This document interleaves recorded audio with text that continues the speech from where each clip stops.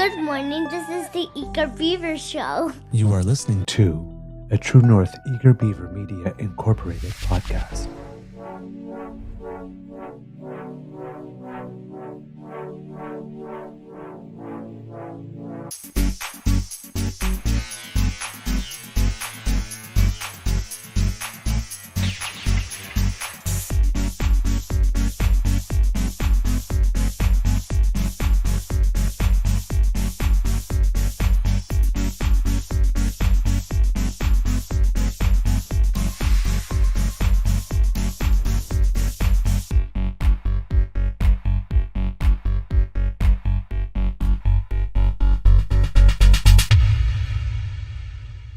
The True North Eager Beaver podcasts are proudly brought to you by our founding sponsors, the Misfit Mysteries from Corvid Moon Publishing, your source for science fiction, fantasy, and cozy mysteries featuring a broad diversity of characters, CanadianTarot.com, your uniquely Canadian online eclectic tarot community, and the Peppermaster, hot pepper sauces made from farm-fresh ingredients to thrill your taste buds and expand your mind.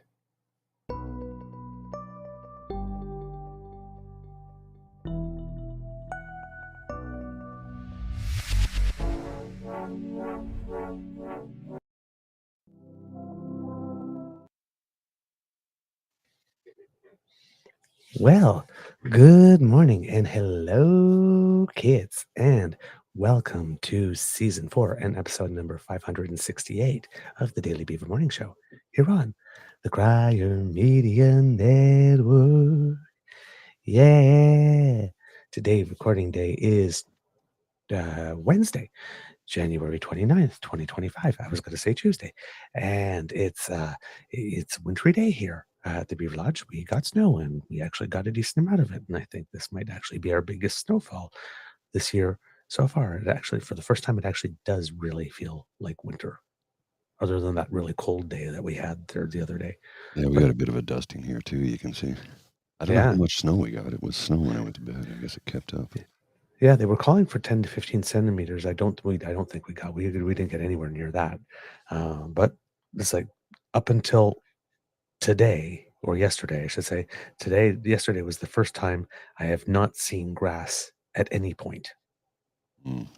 Because even with the snow that we had, we could always see some grass. There wasn't enough of it. So, water tables. Well, we've been getting a lot of rain though, so I guess the water tables might be fine. Just not a lot of snow. But yeah, it's winter wonderland out there here at the Beaver Lodge this morning. So it's kind of actually it's pretty. So I take the beauty as a gift and I use it to fuel my day today. I'm your host, the Eager Beaver, pronouns he, him, hey, Mr. Beaver, and with me is my friend, Mr. Grizzly. Sorry for the late delay. We had a couple of things with YouTube and Restream trying to get them all connected, but we're all together now, and that's what matters, right? A big thank you goes to our podcast founding sponsors, the Peppermaster, the Misfit Mysteries from Corvid Moon Publishing, and CanadianTarot.com. Before we go any further, I think we know what we're going to be talking about today. It was kind of a big day. But Mr. Grizzly, how's your mental health doing, sir? Just keep talking. Take the pass. Yeah, my friend. I'm not getting. I'm trying the melatonin for a week. Okay. I fall asleep quickly. Never been an issue for me. After 4 hours, I'm up again, and then I'm up every 30 or 40 minutes after that. So it's not good. It's not good. Maybe go to sleep and take the melatonin after you wake up the first time. I don't know. Maybe. I don't know. Maybe. I don't know. Oh, my friend. Trust me, as a chronic insomniac, I more than empathize. I've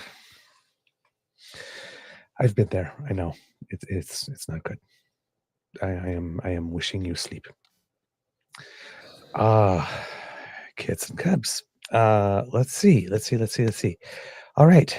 Yesterday, the Justice Marie-Josée Hogue came down with the foreign interference report. Mr. Wiz, I don't know if you have the clip of her press thing. I'm looking for it. Okay. It's about 23 minutes. It's pretty short. As I said yesterday, right?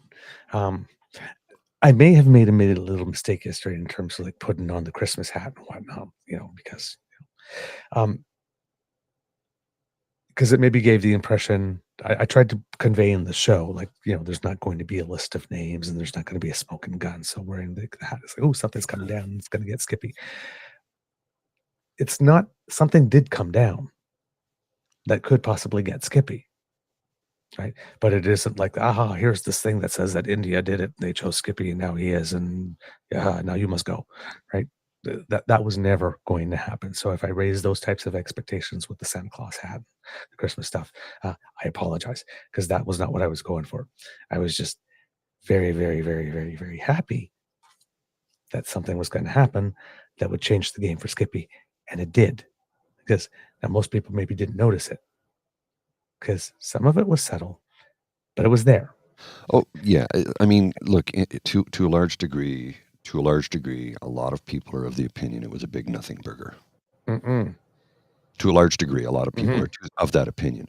I don't necessarily agree with them. It wasn't the smoking gun that people expected. I think a lot of people expected them to come out and say, Pierre Poilievre is guilty of this. I'm like, if he was guilty of that, do you think they would have just let him be free all this time? Or do you think we would have waited now to a report? There would have been an investigation. There would be somebody would be wearing some special issue bracelets. Yes. Way long ago. He would have been perp-walked. He would have been arrested had that been the case. If he was directly, personally involved, that's what would have taken place. I do have a clip of the justice here speaking, though. I can put this up now. Oh, well, if you have the full thing. Oh, this is it would just be better. 1 minute and 40 seconds, this one. I don't have the full thing yet. Okay. The government has the primary responsibility for ensuring national security and protecting our democratic institutions. But what I have read and heard convinces me that society as a whole must contribute to defending these institutions if we want to ensure their survival. Foreign actors are no longer content to use traditional means to interfere. They are also using sophisticated technological means and increasingly sowing disinformation in traditional media, but above all on social media. Distinguishing what is true from what is false is becoming increasingly difficult, and the consequences are, in my view, extraordinarily harmful. The impact of traditional methods should not be underestimated, but the greatest threat, the one that I believe threatens the very existence of our democracy, is disinformation. This threat is all the more nefarious because the means available to counter it are limited and very difficult to implement. Nevertheless, we must not give up, but rather attack it forcefully altogether. This cannot be the sole purview of government.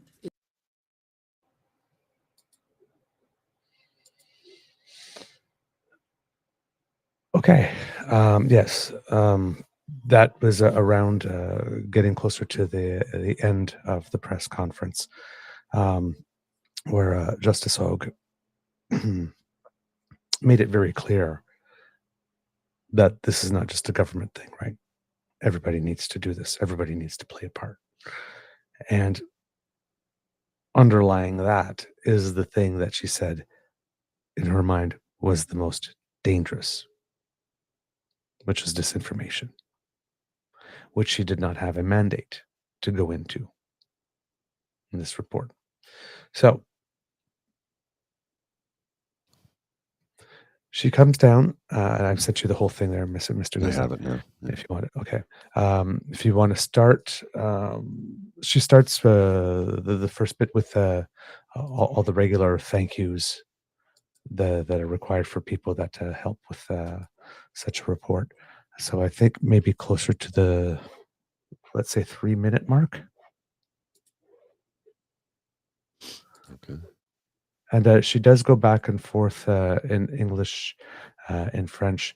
I'm not sure if this one here has the live translation or not on the CBC feed, because I had watched on CPAC yesterday. But we'll go back and forth as needed.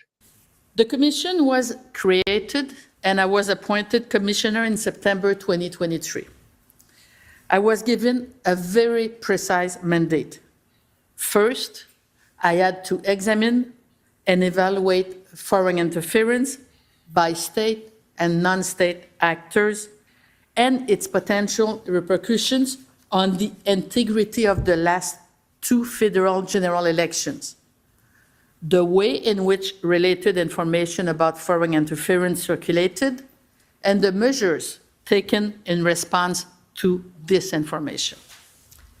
Second, I was asked to examine and assess the government's ability to detect, deter, and counter foreign interference in democratic processes and institutions, and to make recommendations for strengthening Canada's protection against such interference. It is important to recall the nature of my mandate, as foreign interference goes far beyond what I was tasked to examine. Foreign interference can affect more than elections and democratic institutions. Just think of universities, scientific research, and private industry. Examining foreign interference in its entirety would have been a giant and almost impossible task, but that was not my mandate. Instead, in keeping with its mandate, the Commission conducted a thorough and rigorous examination of how foreign interference manifests itself in Canada's electoral processes and democratic institutions.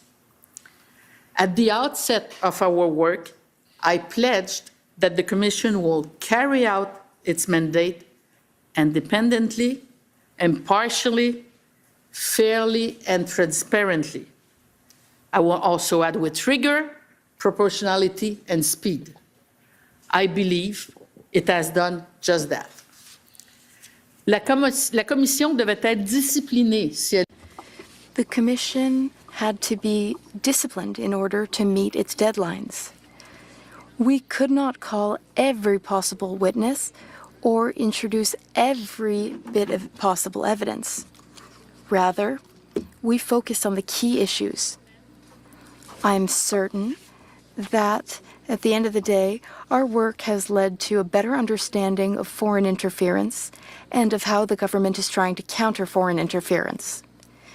The investigation has also enabled us to identify what the government has done well as what it has done less well.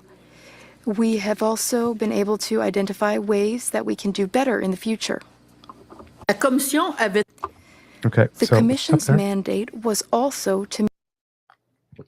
So, just want to make a note that when she was listing all the other places that foreign interference can take place, because outside that list, but can still take place, is also media. Right? We saw the whole Tenet thing, right? Tenet media. Yes. So media is also included in there. Now, you will notice she's still talking about the Commission's mandate. There is one thing that is not in the mandate. Wouldn't Tenet media be considered along the lines of social media? Mm-hmm. Because they use YouTube, Twitter, Facebook, LinkedIn, whatever else. They're not really a traditional media source in the sense, right? Or legacy, right? But also other media, because remember, Mr. Handong, the MP, actually has a suit against Global News. Right. And I'm not sure if it's just Global News and some individuals. I'd have to look that up. But there's stuff in this report that relates to that too. So that's why I'm saying also potential media. You can't. Now, media also makes errors, and there's going to be things that she says that leads to that too with regards to the NSICOP report. But when she's talking about the mandate, and I don't know if she says it explicitly here or if this is something I got from the commentary and whatnot, this is not a criminal inquiry. Right.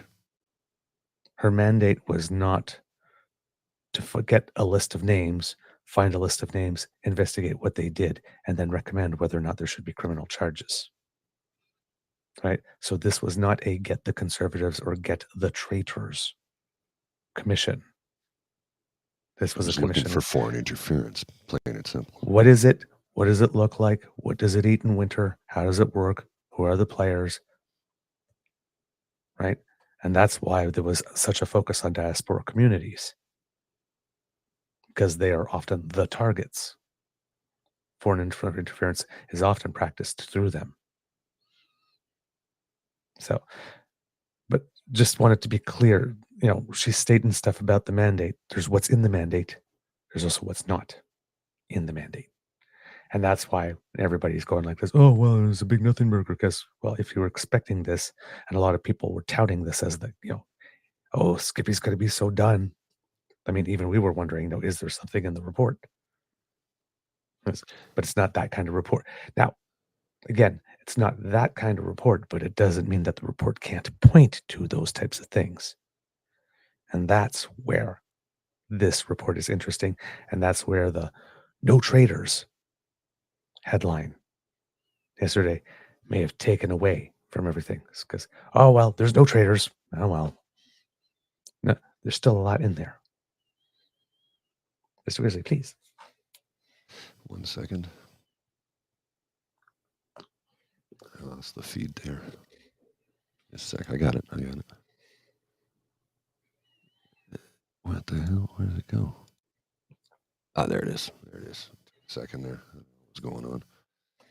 Sometimes things in the background get lost translation, for want of a better term. Make recommendations to strengthen the protection of our democratic processes and institutions against foreign interference.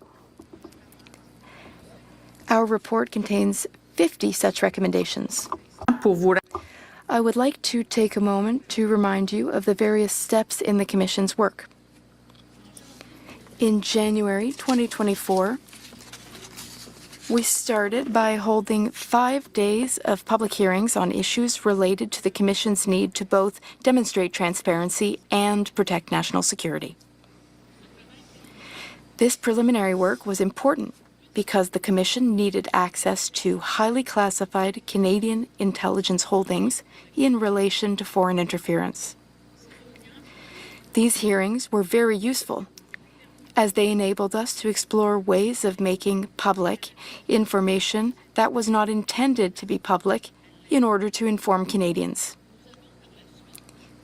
We then met dozens of potential witnesses and identified those who had relevant information, and we identified those who could shed light on the first part of the Commission's mandate. Given that most of the documents and information received by the Commission could not be discussed in public for reasons of national security, I first held 6 days of in-camera hearings. Those hearings were followed by 10 days of public hearings. During these hearings, I heard a total of 98 testimonies. Following these hearings, on May 3rd, 2024, I produced a report setting out my preliminary conclusions. The Commission then pursued its investigation by seeking to better identify and understand the means available to Canada to defend itself against foreign interference. We obtained access to tens of thousands of documents and conducted over 100 interviews. This led to further hearings during which I heard 143 testimonies over 12 days of in-camera hearings and 20 days of public hearings. I also had the benefit of meeting and hearing from over 100 citizens from various diaspora communities who have been victims of foreign interference, particularly transnational repression. They shared their experiences with me, allowing me to better understand the human impact of this scourge. Finally, nearly 40 experts helped me consider the best ways to conduct this battle. Now, what must we retain from the Commission's work? Okay, Mr. Greeley, step up for a second. Firstly, that certain foreign Yeah. Just wanted to stop there because, and the reason that part sounded dry, and I understand for most people, but I want you to understand the level of work that goes into this, because it was a short period of time and people are thinking, oh, well, maybe it wasn't as thorough or not. That's a lot of work, right? Which you said like 143 testimonies in 12 days. Yeah, that's a lot in a short time. That's a lot of people to listen to. Okay. And this thing is I believe, 856 page, 7-volume report. The executive summary is 120 pages alone. This is thorough. This is extensive, right? And because there was a lot of in-camera stuff, because there was stuff regarding national security, it seems that at least from the media and the panelists and people who were commenting on this, it seems that for something that involved a lot of secrecy, this was as transparent as possibly could be, and this was very good work and very serious work. So there's absolutely no critique whatsoever that I have heard yesterday from anyone in the media, anyone in the punditry, anyone in the intelligence community, that this was shoddy work or incomplete work or insufficient work. That all of this was very, very valuable work that informed the Canadian public about a lot of things, that informed the media about a lot of things, that gives a good sense of the state of things. So the overall product is viewed, and seems to be universally so, as a service to the nation and useful. So I just wanted to point that out there. And that's all the to organize all that testimony and to go through and to, make sure all the logistics when you're bringing all these people in, and then to write those reports, 7 volumes in this short amount of time. There is an entire team. So when I keep on saying, when politicians bash our public servants, yes, please remember that we have one of the most professional and nonpartisan public services in the world. And that this report can come out with this quality in this short a time frame and get this much praise is a testament to the quality of our public servants. They get picked on a lot. In this city, they often get referred to as silly servants, right? Civil servant, silly servant.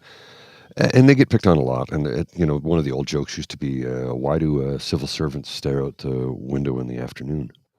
Well, I don't know, because if they did it in the morning, they'd have nothing to do in the afternoon, right? That was the old joke, the old thing, right? Because they have nothing else to do. And I'm like, wow. With every organization, you are going to have a certain group of people who just don't do anything. They're dead weight. That happens in every organization, private, public, for-profit, nonprofit, you name it. There's always those people. But the amount of public servants that are highly dedicated to what they do and believe in what they do and work very hard at what they do far outweighs the numbers who just don't give a shit. They could all be taking not better jobs, higher paying jobs.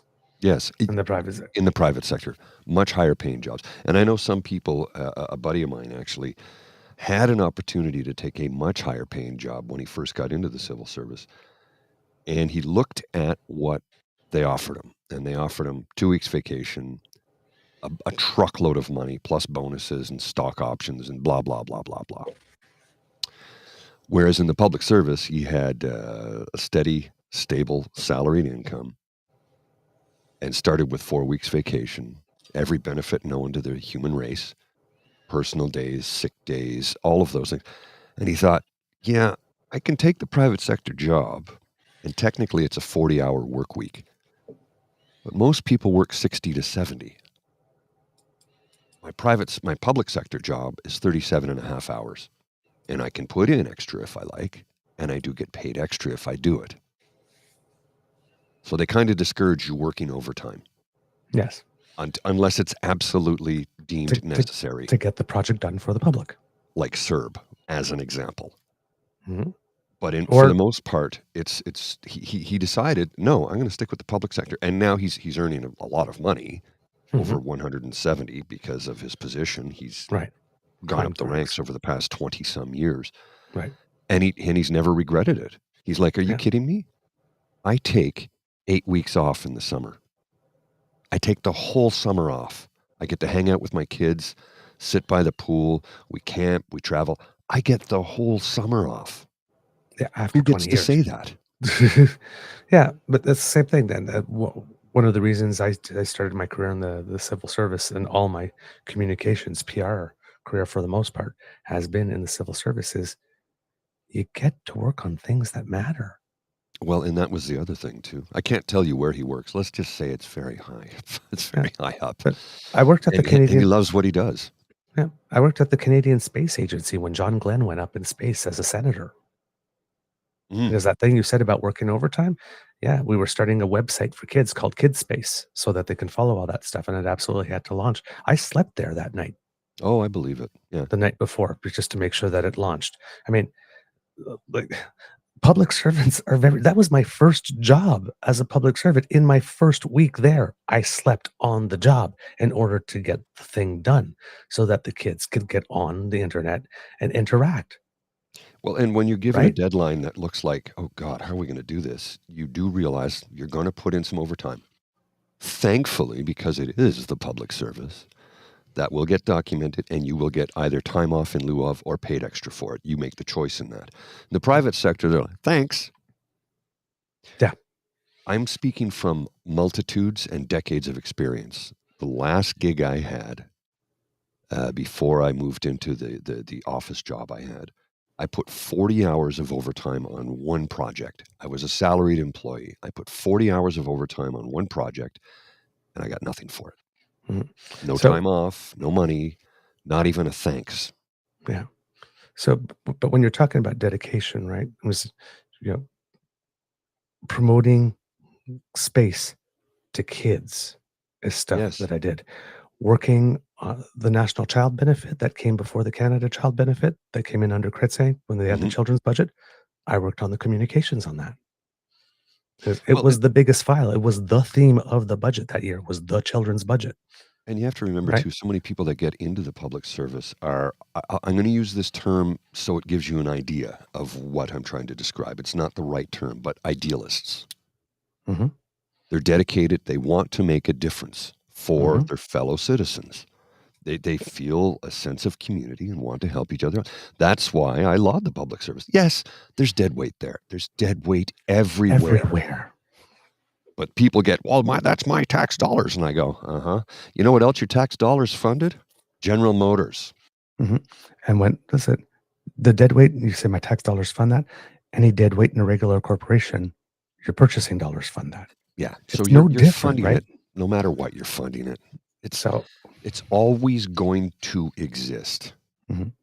but Always. I did want to point out, as a former public servant who worked very hard, who almost burned out, working very hard. Mhm. And that happens a lot in the public service too, especially when they have cuts, because, it has to look good politically that we cut. And then all those people there, all that extra work needs to get done because the population keeps growing, but the staff is shrinking. Right. Right. So, yeah, a shout out to our public servants here. Okay. It's seriously. Now, if you go back a second or two to get back, because she's going to, say now. Here's I'll the go meat. back a few seconds. All right. Now, what must we retain from the Commission's work? Firstly, that certain foreign states are attempting to interfere in our electoral processes and democratic institutions.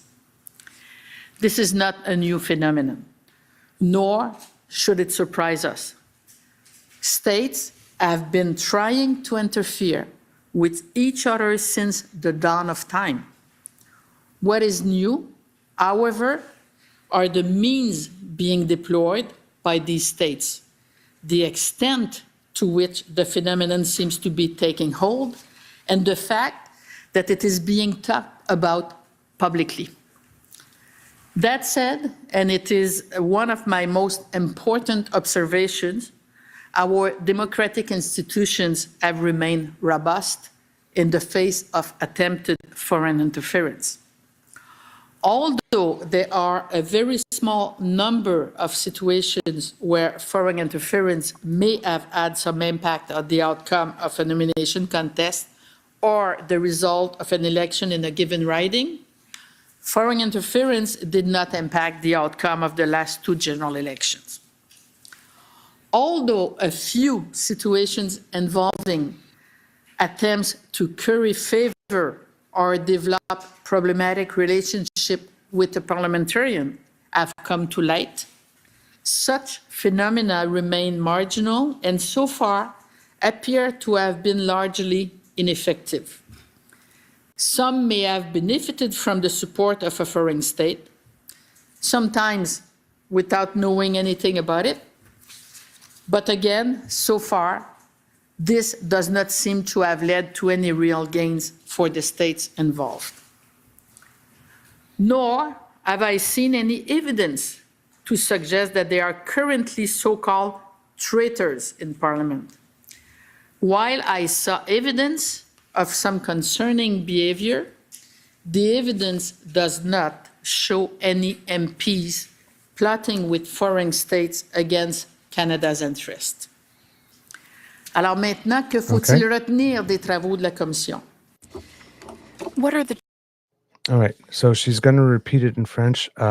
Mr. Grizzly, however, from the point where she ends saying this in French, I think she continues in French with another point. So you might have to look at the wording there. a few situations So far? here, if you could do the thing with this here is there's what she's putting the emphasis on, but she's saying other things too. And a lot of the reporting is kind of losing the other stuff. So first of all, foreign interference isn't new, right? Attempting, there's always going to be nations attempting. Canadians need to realize, because when all this thing started, well, why would anybody interested in us? Like this, we're kind of a big deal. We don't say that about ourselves. No, because we're not a boastful nation for the most part, but it's true. But on the world stage, we're kind of a big deal. You got to remember, we have interested in us. All the wood, all the water, all the diamonds, all the oil, all the minerals. We have all the uranium. We have everything. And here's the best part. Here's the best part. We don't even know how much of it we have. Yeah. And usually, also the ear of the United States. Yes. Yeah. Which makes us very, very, very valuable and important. So it's always been there, but the means are different.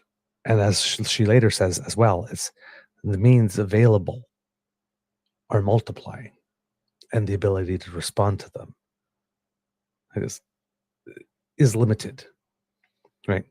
So this is very important. It's always been there. This is not a new phenomenon. We're talking about it more. It's in the headlines more. We're seeing it more. Some of it is outright overt, right? Some of it's outright shameless. So it's an important thing here. Now, she says there is no evidence of traitors. Mm-hmm. But the other part of that is, right, we have seen a few cases involving things like attempts to curry favor. So, and we know that maybe wittingly or unwittingly, based on the NSICOP report, that some people may have been involved with that. So when MPs become MPs, there's a bit of an orientation period. Perhaps there are things that need to be changed so that all MPs get a basic course or whatnot in what being approached in that way, especially very subtly, might look like. That's a change that we can bring about. And it's not, at least based on the intelligence, at least how it was interpreted by the NSICOP people, because we didn't get it directly from the intelligence community ourselves as Canadians, right? We got it filtered through that NSICOP report that came public. And then the subsequent short inquiry into that. How would I put it?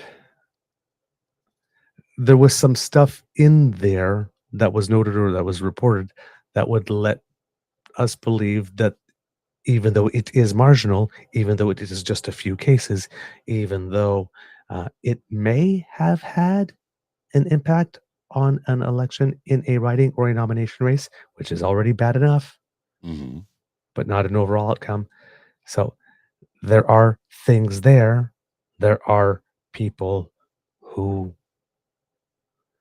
might be either targets and not knowing, or naive as they're trying to build relationships, or some might be not all right traitors, but unethical, let's say. And all of these are problems. These are not things that we go, oh, well, it's not so bad. It's marginal. The system is robust. There's been no significant impact yet. But there are little points here and there of things that we should maybe look at and develop some guardrails from so that they don't become big points. So there's some stuff in there, right? She also says that specifically here, while we are not aware, when she says traitors specifically, when she ends it, right, she says working with a foreign government against Canada. Remember, treason is a very specific word legally. So when the headlines say no traitors, what you need to hear is no conduct that meets the legal definition of treason under the Canadian Criminal Code. Mm-hmm. But specifically, and there is some concerning conduct by parliamentarians. So a lot of people focused on the first part of that. Right. But the second part of that, there is some concerning conduct by parliamentarians. That's what everybody's saying, hey, there's a list of names, whatnot. That's probably what the list of names is, but there is no list of names in this report, just like there was no list of names in the NSICOP report, as Elizabeth May told us. Yeah, she said there was nothing there. There was no traitors. She was relieved. So Elizabeth May, what Justice Hogue here is saying pretty much lines up with what Elizabeth May said, kind of lines up with François Blanchet said, because he didn't really say anything and he didn't make a big deal of it whatsoever. Does not line up with what Jagmeet Singh said, though, however. Yeah, that was curious because he kind of led us to believe something else altogether.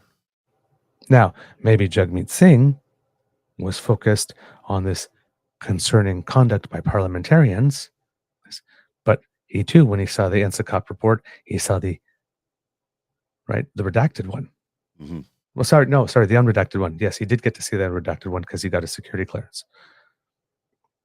Yes. Correct. He didn't have a list of names when he said that. So there was some behaviors based on the intelligence that got into the NSICOP report that he thought was very, very concerning. Yesterday, when he had his press availability, his tune on that changed as best as he could.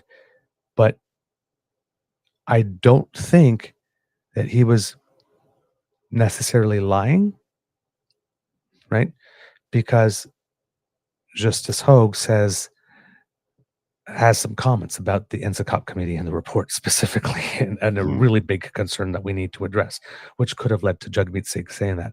But Jagmeet Singh also had the choice of how much alarm he was going to raise with that report. Correct. And he might have laid it on a little thick. Mm-hmm. Well, and I agree with that. And one of the other things that needs to be addressed here is how many pundits, how many times did Pierre Poilievre demand Yes. demand that the prime minister release the names. Well, he really pumped it up. Yeah. I guess. Well, so again, when we're saying, when the title is Justice Hogue corners Pierre Poilievre, because there's going to be, when you hear some of the things that she says, and it's really subtle, and then you go back and you look at the behavior that was exhibited, you know exactly who she's talking about. Yeah. It's pretty obvious, but there's no names to be named here. No. This is the thing. No, but she's talking about, remember, she's talking about phenomenon. Right. Stuff that happens, and the stuff around it. Let's zoom out and look at this from the bigger picture. The leader of the opposition was demanding the prime minister break the law. Yes. And release the names. Over and over and over, and doing stuff that would make us weaker. Correct. Weaken our national security. Demanding this. And allowing people to get off the hook, too, because if there was any criminal cases, all that would have been blown up. So who wants a man like that to be prime minister? The man who refuses to get his clearance, number one. Number two, demands that the prime minister break the law. And then number three, there are no names to be released. Mm-hmm.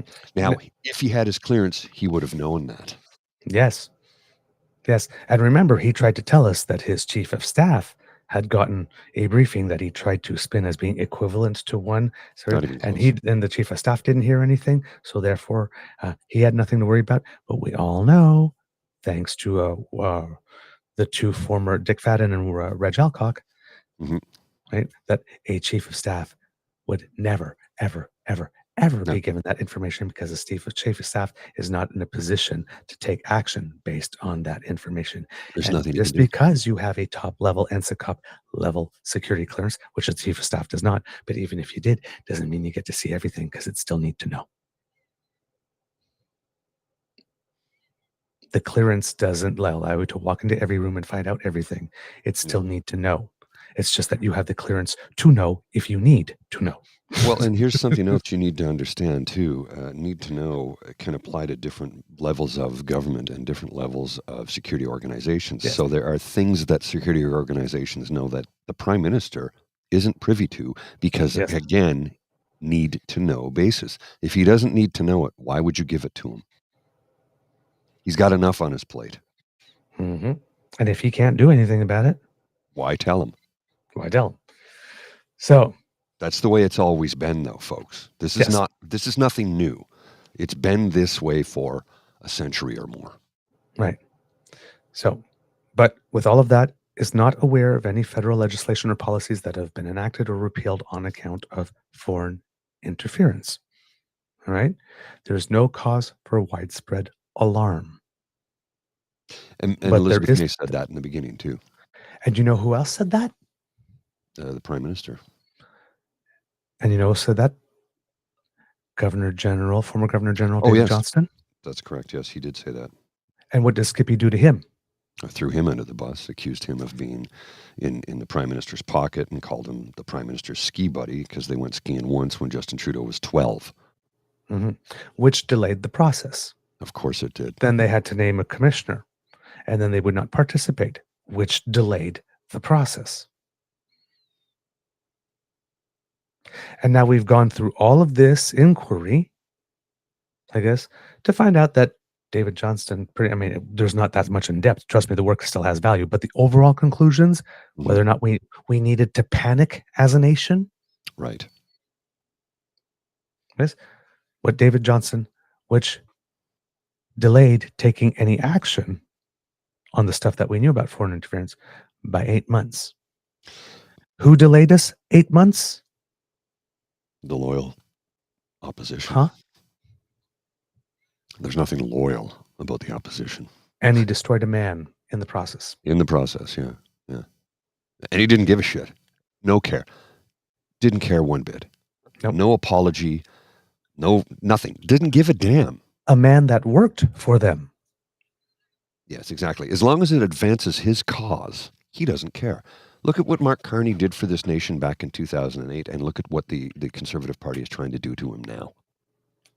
They don't give a damn about anyone but themselves getting power and hanging on to it. And they will stomp on anyone on their way up the ladder. Mhm. They don't And give a shit. and also, ironically, former Governor General David Johnston was the Governor General that gave Stephen Harper the fourth of his 4th prorogations. Yes. Yeah. It's funny how that works, huh? History. Oh, how it rhymes. Shall we continue? So, yes. Has responded to the increase in attempted foreign interference by putting in place numerous measures and mechanisms to better detect, prevent, and counter it. I describe these in detail in the report. However, the government sometimes took too long to act, and coordination was not always optimal. The means used to communicate information to certain decision makers, including elected officials, proved imperfect.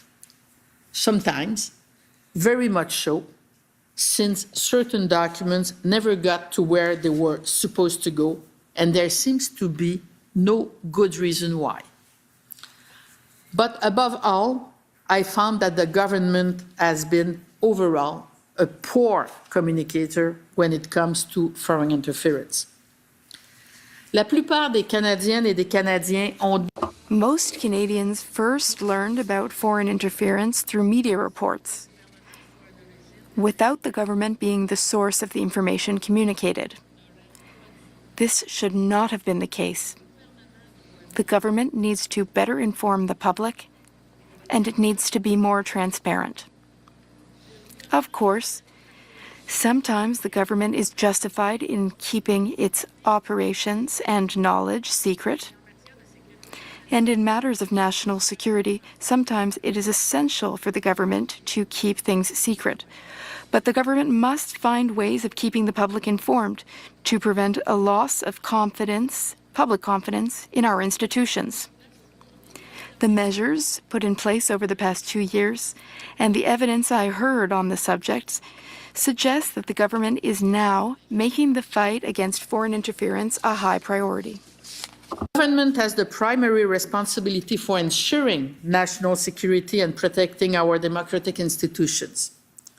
But what I have read and heard convinces me that society as a whole must contribute to defending these institutions if we want to ensure their survival.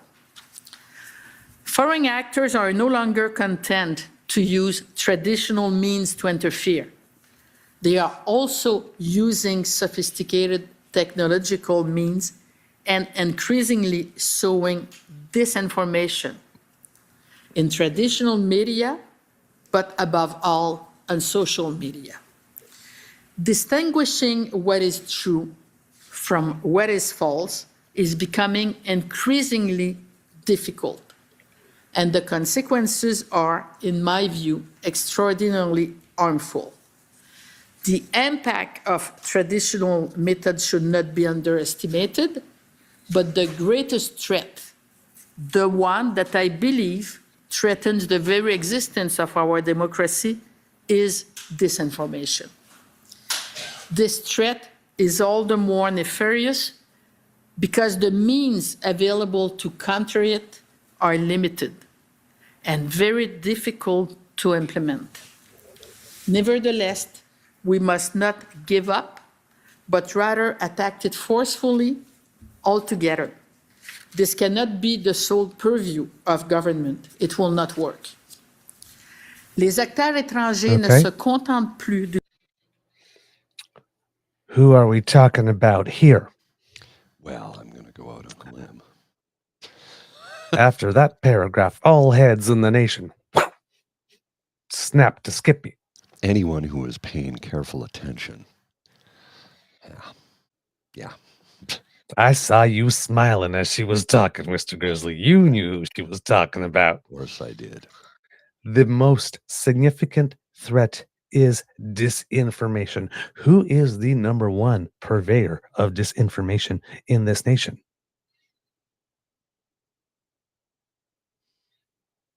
Who gets off on taking situations and overblowing them, like, let's say, a car accident on the U.S. side of the Canada-U.S. bridge. And immediately calling it a terrorist attack when nobody had said anything of that nature. He likes to sensationalize things, like the National Enquirer, which is... Yeah. Release the names, release the names, release the names. Now we need to find the traitors. Release the names, release the names.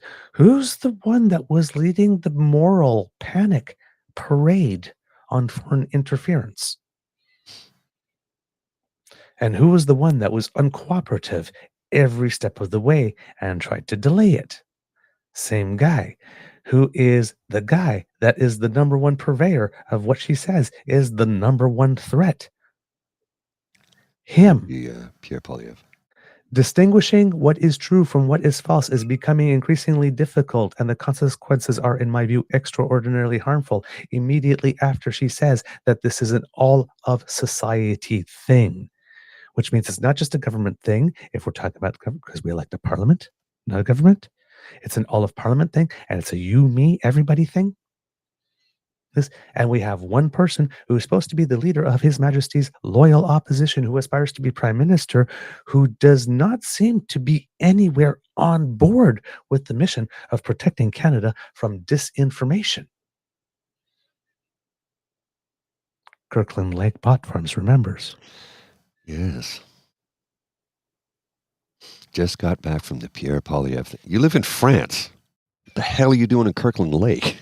I just took a subway to my high school, and we were all talking about Ruby Dallin and cheering out loud. Again, pull this leg, and it plays Jingle Bells.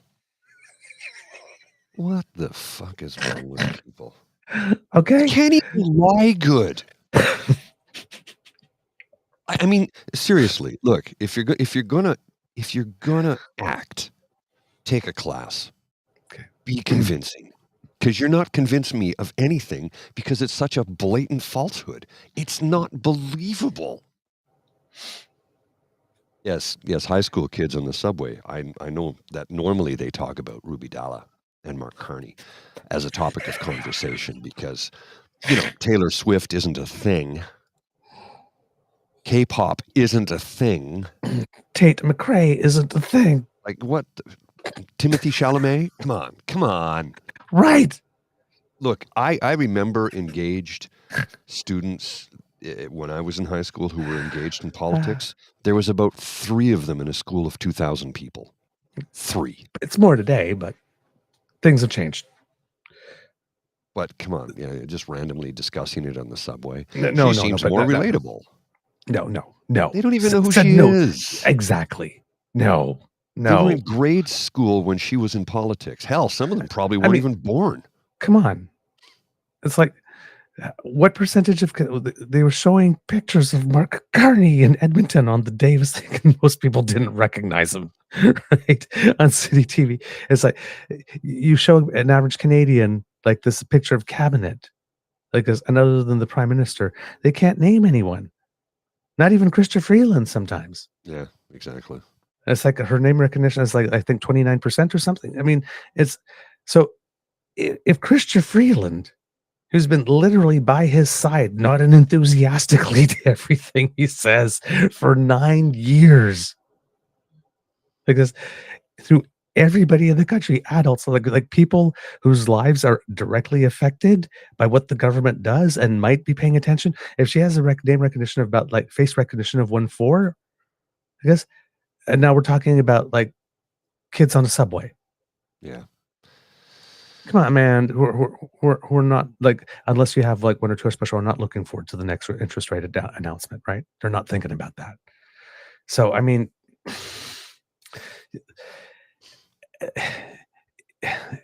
there's the tell a big lie, like the election was rigged.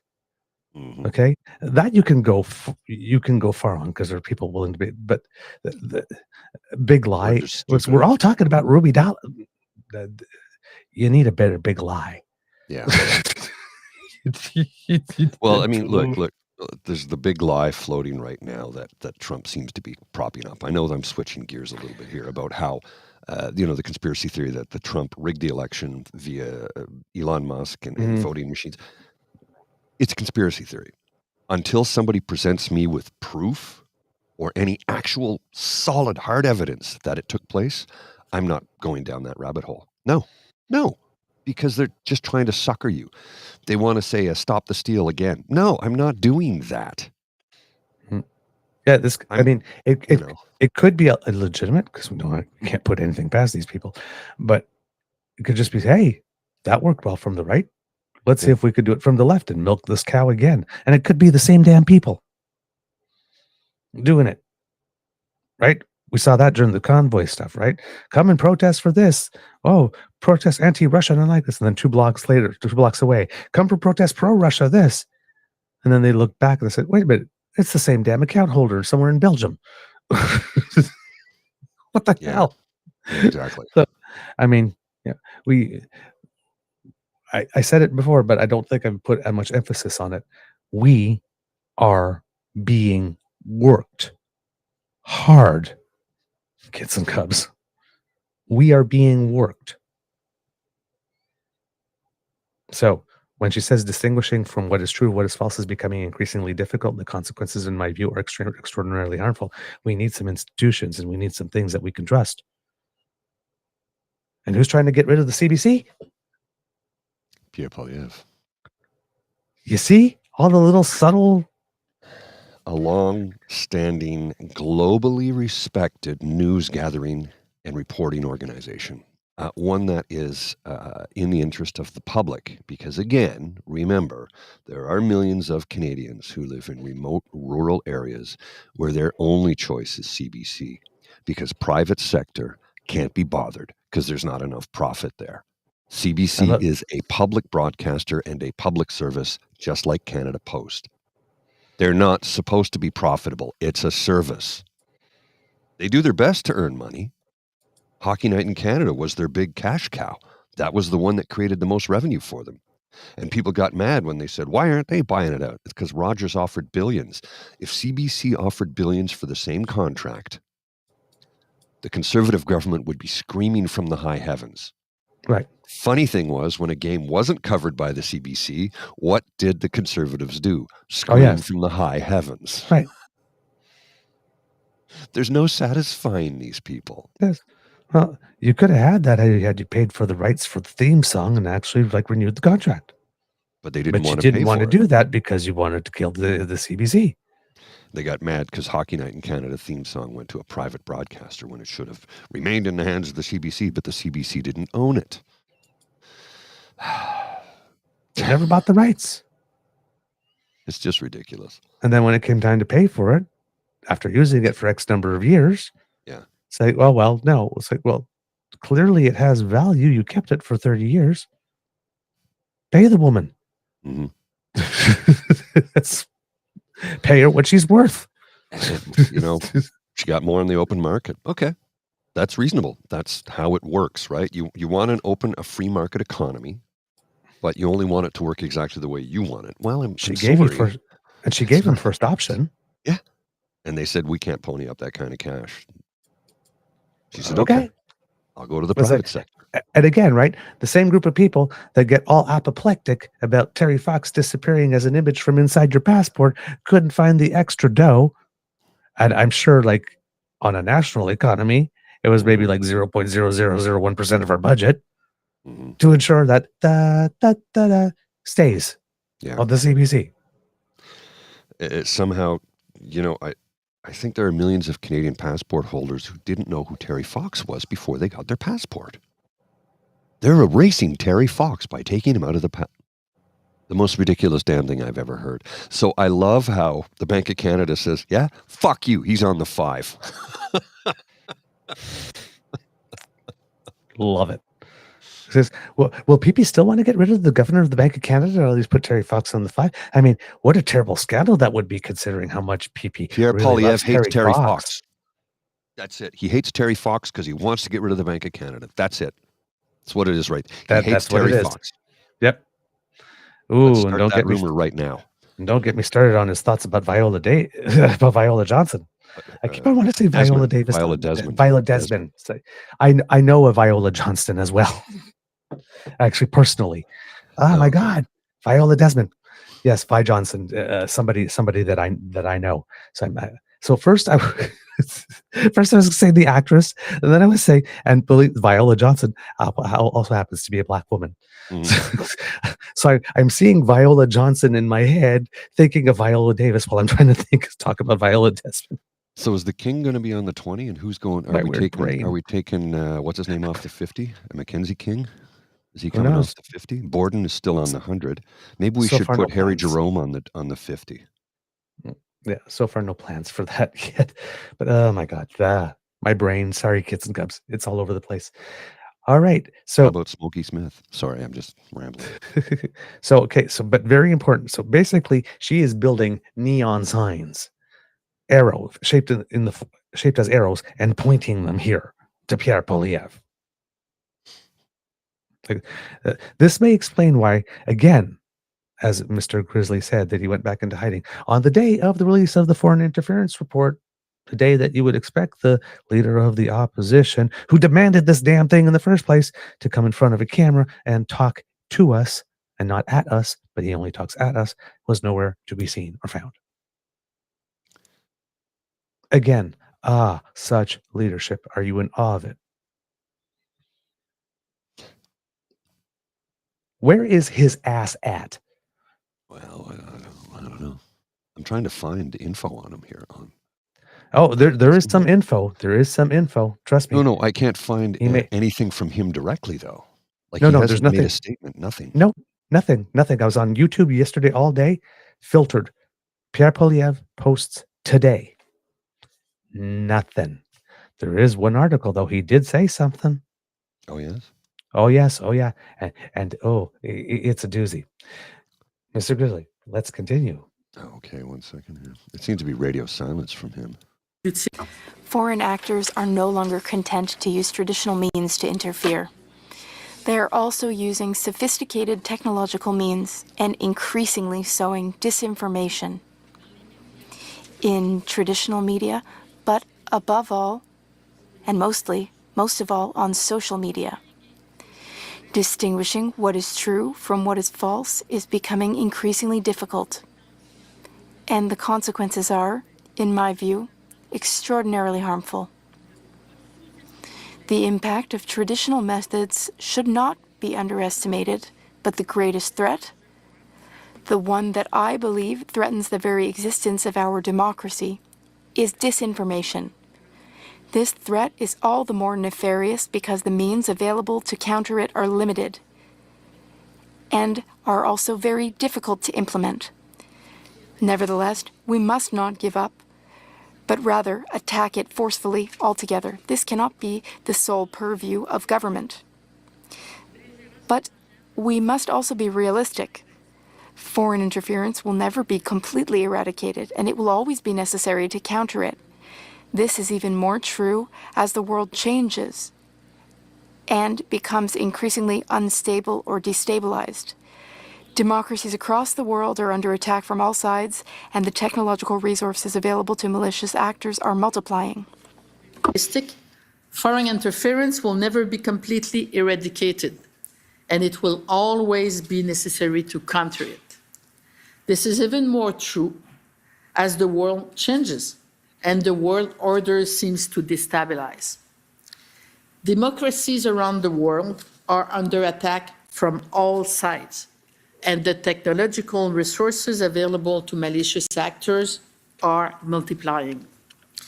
It will therefore be a never-ending battle. One of our society's greatest achievements is to have created a political and social order that give us the freedom to choose those who will represent us in government, the right to contribute to discussions about our future, and the chance to live in peace with one another. But protecting these achievements requires that all of society, including each and every one of us, contribute particularly to the war against mis- and disinformation. L'une des plus grande réussite de notre société. One of our society's greatest achievements is to have created a political and social order that gives us the freedom to choose those who will represent us in government, the right to contribute to discussions about our future, and the chance to live in peace with one another.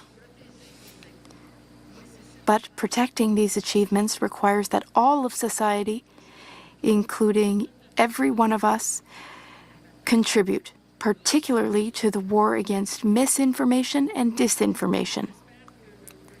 I hope that this report will help to clarify the way forward. I hope that the report will encourage each and every one of us to help protect our democracy. Thank you very much. I'm sorry, I won't take any question because, as you know, the report won't speak for itself. Thank you. Wow. That was pretty ballsy. 856 questions. Pages. Perhaps read it. I'm out. I'm out. But again, that is the right thing. Yes. For someone in that position, because the questions then get some political tinge and whatnot. It's like everything I've needed to say, I've said here and in the report. My work here is done. Yeah. So, if there's any further questions from her, it would come from committee, and she would go and testify there. But for this part, yes, remember she's tasked with doing a public inquiry. It's a quasi-judicial thing. She's not a media personality. She's not a politician. Right? So. Right. And she's a justice. So, or former justice or retired justice or, but that's the rigor and the method is obvious. And there are standards that people in this realm hold themselves to when it comes to making public commentary. And a lot of these people maintain these standards even after their career, if they're referred to as some type of eminence grise. Right. This is from last night. Poilièvre rejects terms of CSIS foreign interference briefing. Spy agency said in December it would give Conservative leader briefing without him needing security clearance. Conservative leader Pierre Poilievre is rejecting the terms of a briefing from Canada's spy agency regarding foreign interference because it won't enable him to act on the information, his office says. CSIS said in December that it was looking to share some information to the leader of the official opposition through a threat reduction measure. But a spokesman for Poilievre said Tuesday that the Conservative leader wouldn't be able to act upon the information he received from the CSIS briefing. Poilievre would be legally prevented from speaking with anyone other than legal counsel about the briefing and would be able to take action only as expressly authorized by the government, rendering him unable to effectively use any relevant information he received. Does he not know how this fucking system works? Good God, man. Of course you can't use it, you shithead. It's top secret information. He just wants to use it to slander others. And if he can't do that, well, don't give me that information. This man is not fit to lead a Boy Scout troop. He's not fit to lead a one-car parade. He refuses information because he can't use it to improve his lot in life. This is who he is. He cares only of himself. He doesn't care for this country, as evidenced by his statement. This is unbelievable. I can't believe we're living in a time when something like this is taking place. And yet here we are. Unbelievable. How is this man the leader of the opposition? Oh, right. India. Right. Okay. Yeah. He will do nothing to help you. He will do nothing to help further this country. He will do nothing to make your life better or easier. He will help out corporations by giving them massive tax cuts at your expense. Jesus Christ almighty. Completely exasperated some days. just like, oh my God. Slamsky said not allowing Poilievre to act goes against the point of a threat reduction measure in the first place. Other party leaders have been calling on him to obtain security clearance so he can review classified documents regarding foreign interference. But the Conservative leaders rejected those calls, arguing that he wouldn't be able to freely speak or criticize the government based on the top secret information. That is a bullshit argument. Everybody else has it. Everyone else has it. This man is a child. An infant. And that's an insult to infants. This is unbelievable. I'll put the link to this story in the chat if those want to read it. It's this is from the CBC. I just how is this man still in the position that he's in? I don't get it. He wants to be, exactly what Charles is saying. He wants to be free to speculate on liberal dirt. He wants to be free to rage farm. If he knows the facts, he can't lie. Ugh. Just beyond belief.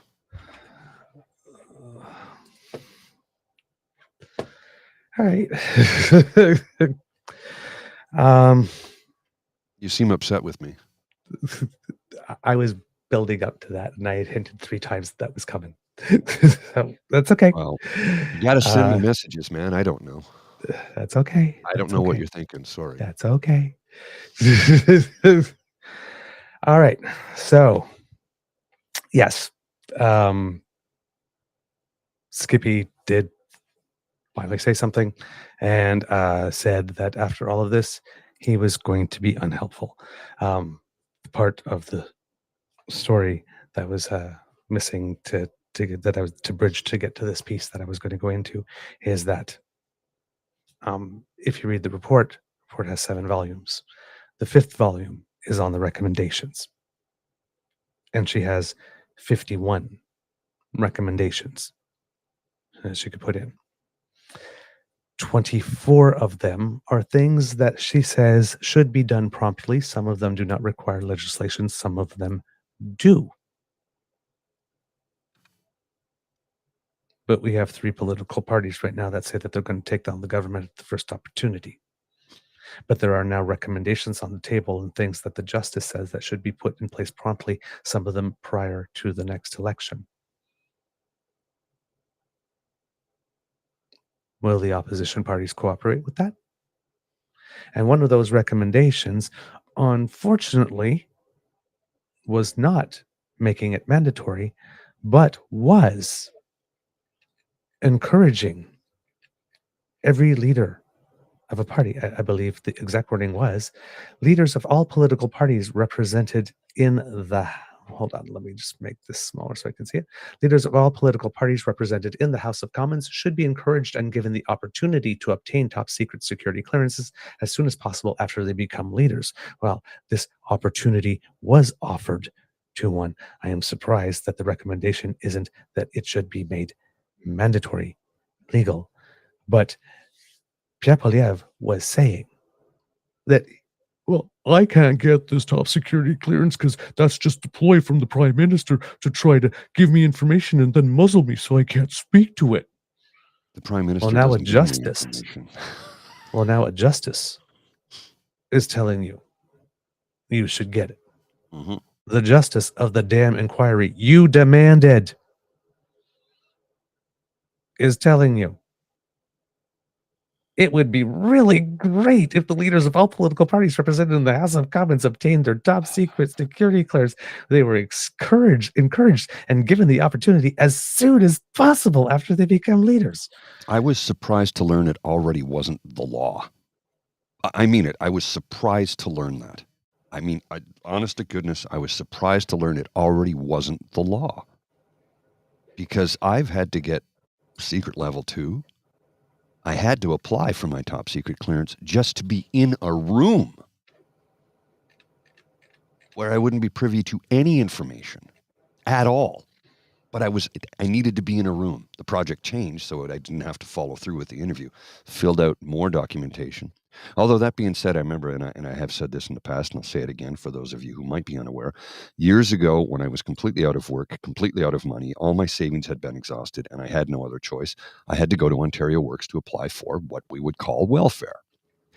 They asked more probing questions than I did to fill out my top secret security forms. I'm not joking. They asked more probing questions. It was dehumanizing.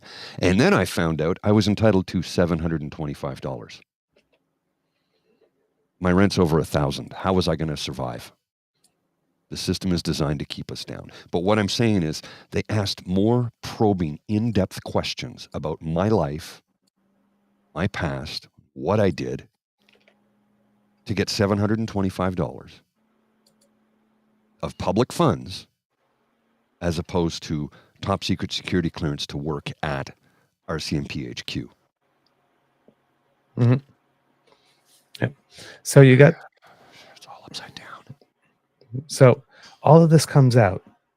Pierre has nothing to say to us, has no response, nothing public.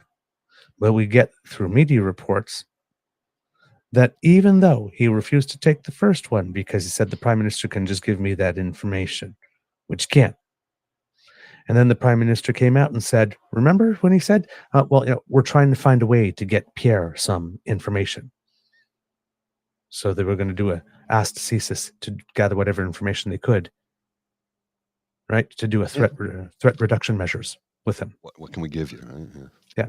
Well, according to this, in early December, the Canadian Security Intelligence had determined that it could share classified information with the Conservative leader through what's known as a threat reduction measure, or a TRM. Such a measure can be used in cases when it's deemed appropriate to share classified intelligence with someone who does not possess the necessary security clearances.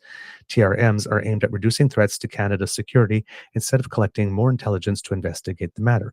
Michael Chung, for example, and Jenny Kwan got information based on a TRM.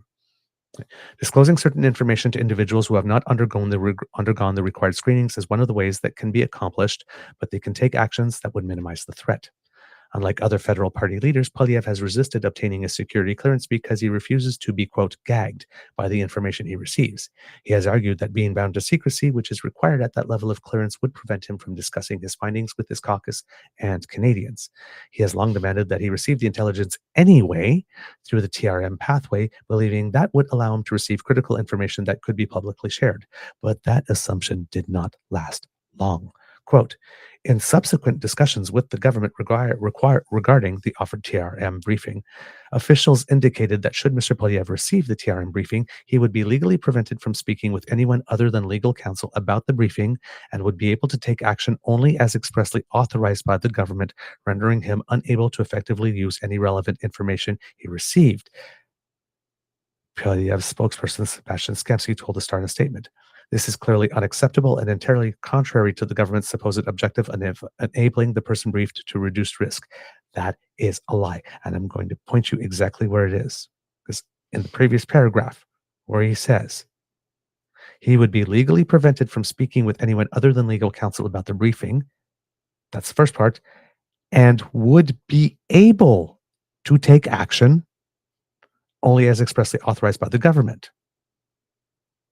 Rendering, and then he goes, rendering him unable to effectively use any relevant information he received. No. Would be able to take action only as expressly authorized by the government. Now, Correct. By the government does not necessarily mean by the Liberal Party of Canada or the government. It could be like the entire government with the security apparatus and the whole thing. Correct. Right? Not partisan government, government with a capital G, as in the entire system. So, in the same breath, would be able to take action, rendering unable to effectively use any relevant information. No, you can use the information only as expressly authorized. Correct. There's somebody in the chat here says the PM can release any information they want to, and it's on the screen right now. It's like, that's not true. That's not true. That's not true. They cannot. The PM, the Prime Minister's office, the PMO cannot release whatever they want to.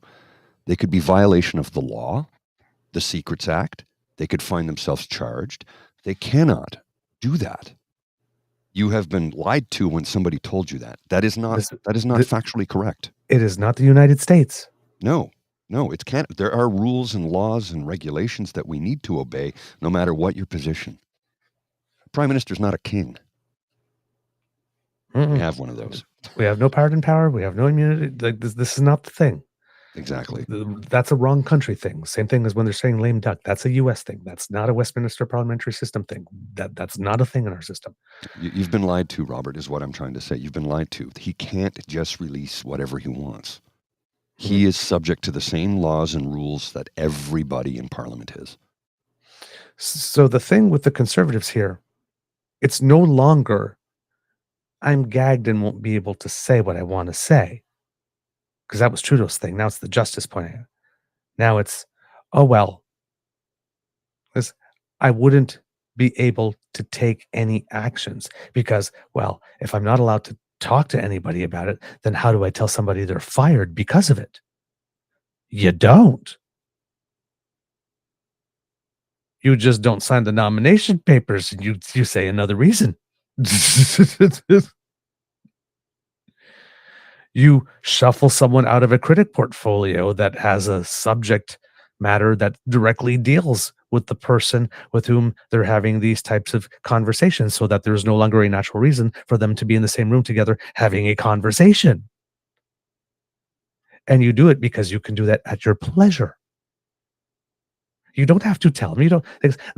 You can take action. But he's now saying that even if I got the information, it's not that I will be gagged. That's still there. But I'd be gagged so much that I wouldn't be able to take any action anyway. A lie. Literally in the same breath as he says, would be able to act only as expressly authorized. I would not be able to act.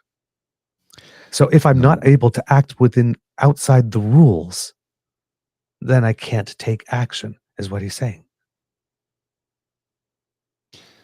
Imagine that. I want to reserve the right to share this information, which would harm Canada. And if I can't take action that would be outside what is expressly authorized, which would harm Canada, then I don't want to know. Everything comes back to making the decision that harms Canada for this guy. On the day she releases the report and points to him and says, you need to get to this, he says, no, I still insist on harming Canada. F you. Justice. Because he doesn't care. He doesn't care. That's what I keep trying to tell people. He does not care. If it doesn't benefit him, he won't do it. And again, Robert, you're incorrect. I know the Prime Minister can release whatever he wants to. I work for the Solicitor General and he can't. No, he cannot. He is bound to the same Secrecy Act as any other citizen. He cannot do that. He's the Prime Minister, not the President. He is bound to the rules and regulations set forth in the NSICOP and the Secrets Act. He cannot do that. You have been misinformed. I'm not trying to be a hard ass here, but you're wrong. The whole point of this program is to get the truth and the facts to the public that get lied to on the daily. We tell you the truth.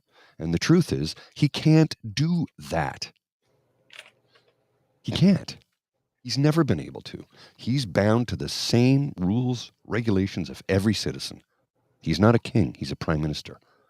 His position is not elected. We don't elect a prime minister. We never have. We elect a parliament.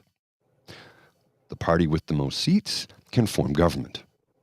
The leader of that party, if they so choose, can assume the position of prime minister. But they don't have to. There's your basic civics lesson for today. Yeah, indeed. So, yeah, I mean, and back in the day here, when we say he's being gagged here, this is Richard Fadden, former CSIS director.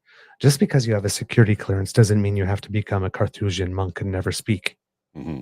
Yes. He also said that Poilievre could choose to be briefed only on issues affecting his own party if he wanted to create a buffer, ensuring he could criticize the government on foreign interference. That's an option he also has decided not to take. Yeah, he chose not to. He said no. And James is asking a question here. He says, Paul Douglas, can't any MP say whatever they want in the House and receive blanket immunity? I'm not so sure about that when it comes to violation of the Secrets Act. I don't think they can get away with that. I think they would be arrested the moment they stepped outside of the House of Commons. I could be incorrect. I'm not sure. a legal scholar, so I don't know. I would say maybe so, because immunity is total. Yeah. I've never heard of immunity except for in this case. Okay, so but it's so possible. But would you be? What relations would you blow up? Well, in this is terms the thing. of international stuff, if you did that, right? From PNC Bio says, James, parliamentary privilege does not supersede national security. Okay, good. Yes, in general, they have the ability to say pretty much any old shit. Yeah. That makes sense. Thank you, PNC. That makes sense to me. So this is what I'm not sure if that's a loophole, just like the prime minister can get to see top security clearance without ever having been cleared personally, just by right.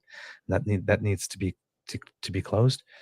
So it could be, again, because Westminster parliamentary system works a lot on conventions and traditions and precedent that's been built over a long time. Right, it could very well be that, yes, you have immunity for everything except national security because it supersedes everything, or it could just be national security supersedes everything, and even though you do have blanket immunity, even though you can, doesn't mean you should. One of the things, kind of thing. So I don't know which one it is. Mr. Jim points out something important here. The rules of parliamentary privilege were made long before there were video cameras in the House. We might need to update some of those parliamentary privilege rules because they get abused regularly. When we have parliamentarians that knowingly lie in the House of Commons to get their social media clip, as evidenced by what former Conservative leader Aaron O'Toole stated. You cannot rule by social media, but they're using it to sway people. Now, here I have in another article, it's from a while back, but why doesn't the government release the names? Poilièvre and the Conservatives have been calling on Trudeau to release the names of allegedly compromised parliamentarians. They repeated that demand on Wednesday. This is from a while ago. But law enforcement and national security agencies have been clear on this point. Sharing any classified information is a crime. Quote, anyone who reveals classified information is subject to the law equally and obviously. In this case, those names are classified at this time, and to reveal them publicly would be a criminal offense, RCMP Deputy Commissioner Mark Flynn told MPs on the Public Accounts Committee in June. When CBC News later asked Flynn whether the names could be released in the House of Commons, where MPs enjoy certain legal protections, he suggested that could be a legal gray area. That's a question that should be asked due to the complexities of parliamentary privilege of a legal expert, Flynn said.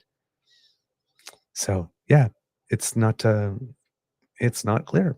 We'd have to find a constitutional expert or a national security expert and actually ask that specific question, because it does not seem to be clear. That's why I'm saying it could, just because the rules are so old, it could be such a thing that the way that the rules are structured would actually allow for it. But Indeed. It's still a very, very, very, very bad idea. So, yeah. Unfortunately, I'm so sorry. I cannot give you a completely 100% clear answer on that one. That's the best I can get. So outside of the House, absolutely not. Inside of the House, a legal gray area as far as someone within the RCMP. Let's see, what was his position again? Deputy Commissioner of the RCMP. So, I mean, if the Deputy Commissioner of the RCMP isn't even clear on that, that's gray indeed. It's a legal area. So, yeah. So Pierre is being singled out by the justices, saying you need to get your clearance. He's not going to get it, even though the Prime Minister made all the arrangements to get some very, very, very, very special clearance just for him. Okay, I do not see this, Mr. Grizzly. It's Pierre Poilievre, a Theo cartoon. It says, I say no to the elites and gatekeepers. Present company accepted a great Conservative Party overload as he bows down and kisses the ring of Stephen Harper. Who seems to be looking at him like, what the hell are you doing? Yeah. Literally like, what's up? What's up, buttercup? Yeah, really. So Now here's there's more things here that are going on as well, because this is just, her overall summary and that type of stuff. But if you're listening to some of the analysis and you're going more into the report, now I haven't had a chance to go into 856 pages, right? Into all of it. But one of the people that was most affected by this was MP Han Dong. Right? He was booted from caucus. He's sitting as an independent right now. He's got some legal action. His name was dragged through the mud. Well, Skippy got thrown under the bus. Well, I wouldn't say thrown under the bus by the justice, because that's not her thing. But she highlighted some things that put a spotlight on him. Let's just put it that way. Well, journalists are not bound by the same standards of decorum. Correct. As a former justice that's leading a public inquiry in service of the nation. And Fife the Knife really got his knife thing yesterday. He got his slice on and made a bit of an apple pie. Last night, sliced some apples and baked them. Number one, about Han Dong, Bob makes a point of saying that the report pretty much fully exonerates Liberal MP Han Dong, and that Global is probably going to be writing him a big check. Yes, that's long been anticipated. Because remember, at the beginning of this, the Globe and Mail was sort of participating in that, and then came a certain piece, and then the Globe and Mail said, no, we're out. We're out. Wasn't me. Right? We're out. So now there's a little bit of self-serving stuff from Bob Fife, because if I'm not mistaken, Bob Fife was somewhat involved in the original articles. Yeah. Somehow, and then come out. So it's like, oh yeah, this pretty much fully exonerates Han Dong. I'm not going to mention that we were involved in this in any way, shape, or form at the beginning, and that we bowed out when we realized, woo.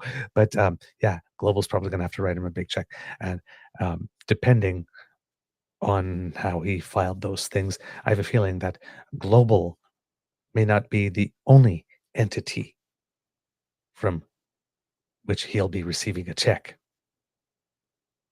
There might be certain individuals, who I will not name, from whom he might be receiving a check, depending on how legal things are filed, because now he has a public inquiry report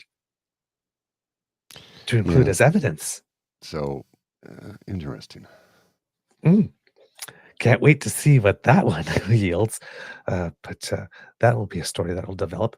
But Bob Fife then continued and literally checked Pierre into the boards with, quote, I imagine the government is going to come out and say they're going to try to bring in some of these recommendations.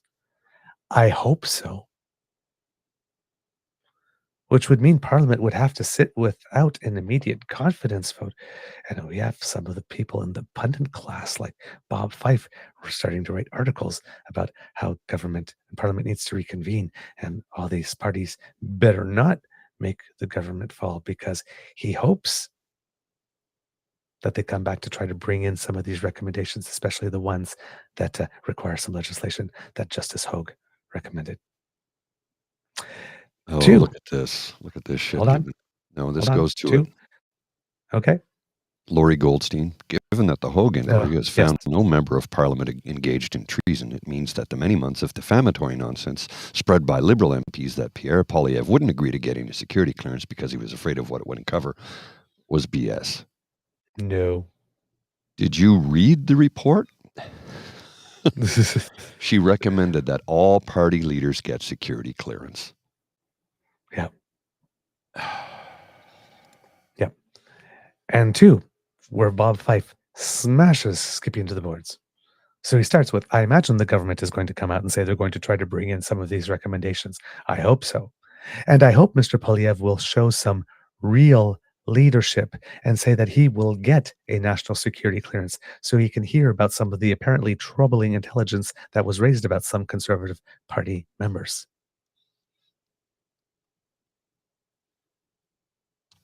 Bob Fife. So you got Justice Hogue shoving him into a corner one way. You got Bob Fife shoving him into a corner another way. And he's still saying he's not going to do it. And his reason this time is, well, I wouldn't be able to take action on it anyway. Which is a lie. Just like I would be gagged was also a lie. And we know that because Elizabeth May and Jagmeet Singh sure had a lot to say after they read it. Way more than he did because he didn't read it. Yeah. Mm-hmm. All right. Other things that you need to know. The report has plenty of criticism, of course, for national security agencies. A good chunk of the 51 recommendations have to do with all the stuff. And it's all the usual stuff when it comes to these things, right? In the United States, when there was 9/11, when we had the attack on the Hill, during the convoy, poor communication, unclear lines of responsibility, poor follow-up. It's been 30, 40 years of poor follow-up and can you get it together? Had David Wallace respond to that one saying, well, it's their job to cover things up. So, it seems with the government, when she also had praise and criticism for the government in terms of the actions that had been taken, seemed to have been good actions, and the response seems to be good and serious. However, when it comes to communicating within each other and with the public in particular, right, the government is a terrible communicator. We have way too much. Things are overclassified. Things are not shared the right way. There's no way we should have learned this type of stuff from the media. The government should have been telling us, keeping us informed of that. So there needs to be some type of response that the critique seems to be a lack of a national security culture in government and as well in Canadian society. We just don't think of it. We're too comfortable feeling too safe. Gee, that must suck. What a tyrannical dictatorship we live in. We're too comfortable feeling too safe that we don't even have a national security culture. Come on, man. So a lot of this seems to be the result of, again, systemic issues and not any particular political ill will. But,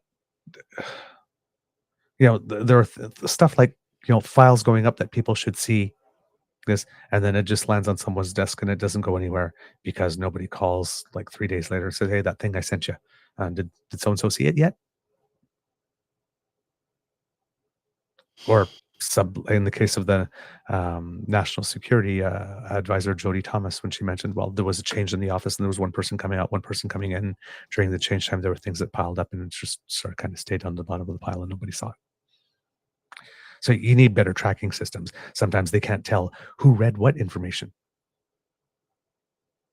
It's like, I remember as a kid, when I went to the library, you had this little library card and you put your name, you could tell everybody who read it. Back to 10 years ago. So apparently there's not these types of things. And it makes me wonder why there are not these types of things, because it seems like we should be pretty standard when you have them, but apparently they're not there. So all that needs to be cleaned up. And apparently it wasn't cleaned up after 9/11. It wasn't cleaned up after the attacks on the Hill. When they all said that we need to work together and reduce the silos and share better information. So I don't know what's going on there. But again, sort of like the government withheld this, the government did that. She's like, no, it's just dumb processes, incomplete processes, imperfect processes. So, but that definitely needs to be cleaned up, no doubt there. Yeah. So Skippy's not going to. it seems that he's been asked. He's still not going to be helpful. I don't know what's next in this type of sense. I would assume that the government is going to take some actions, and the government did. One of the interesting things that the government did, and I will send you a link here, Mr. Grizzly, is that I was watching originally on CPAC, and while the broadcast was playing, so Justice Hogue made her comments, and then we came back, and then the two panelists that were there were giving some analysis. Well, they came out, and the government had already announced certain things that they were going to do in response to this. Now, the government, I'm sure, was planning some of these things. Now, you also have to remember, kids and cubs, that parallel to this, well, not parallel to this, but on the side to this, the Commissioner of Elections, right, has a certain number of recommendations as well, right? And they sort of dovetail. Some of them dovetail and they go together. Mr. Grizzly, I just sent you something. There's a, if you can bring it to timestamp, hold on, I will find it to you, 55:34, around there. So this was about an hour show. It includes about the 25 minutes of Justice Hogue. So this came out very quickly after she made her statement, probably before any other party leader was able to make a statement. So this was very good communications from the Liberals, because before any party leader could come and say, well, they're not doing anything, or they need to respond or whatnot, they came out and they said, we got this. So here are three things, and I want you, it's going to be the host that's going to be reading it, but you see Bob Fife and Joël Denis Bellavance there. They're on a screen. I want you to look at them, because once some of these things are read, I want you to look at the reactions on their faces for you to get an idea of how good or bad this is. Concrete actions, the words you are using. And as you say that, I want to read right now. This is a statement that we're getting from Ruby Sahota, the Minister for Democratic Institutions, as well as David McGuinty, the Minister for Public Safety, in a statement that essentially thanks Justice Hogue for the work she has done and for this final report on the public inquiry into foreign interference. They also say, quote, today the government is taking further action to protect our election integrity with the following investments. $44 million starting in 2025-26 and $9.8 million ongoing for the Office of the Chief Electoral Officer to ensure a sufficient investigation capacity to protect against persistent threats to the electoral process, such as foreign interference and disinformation.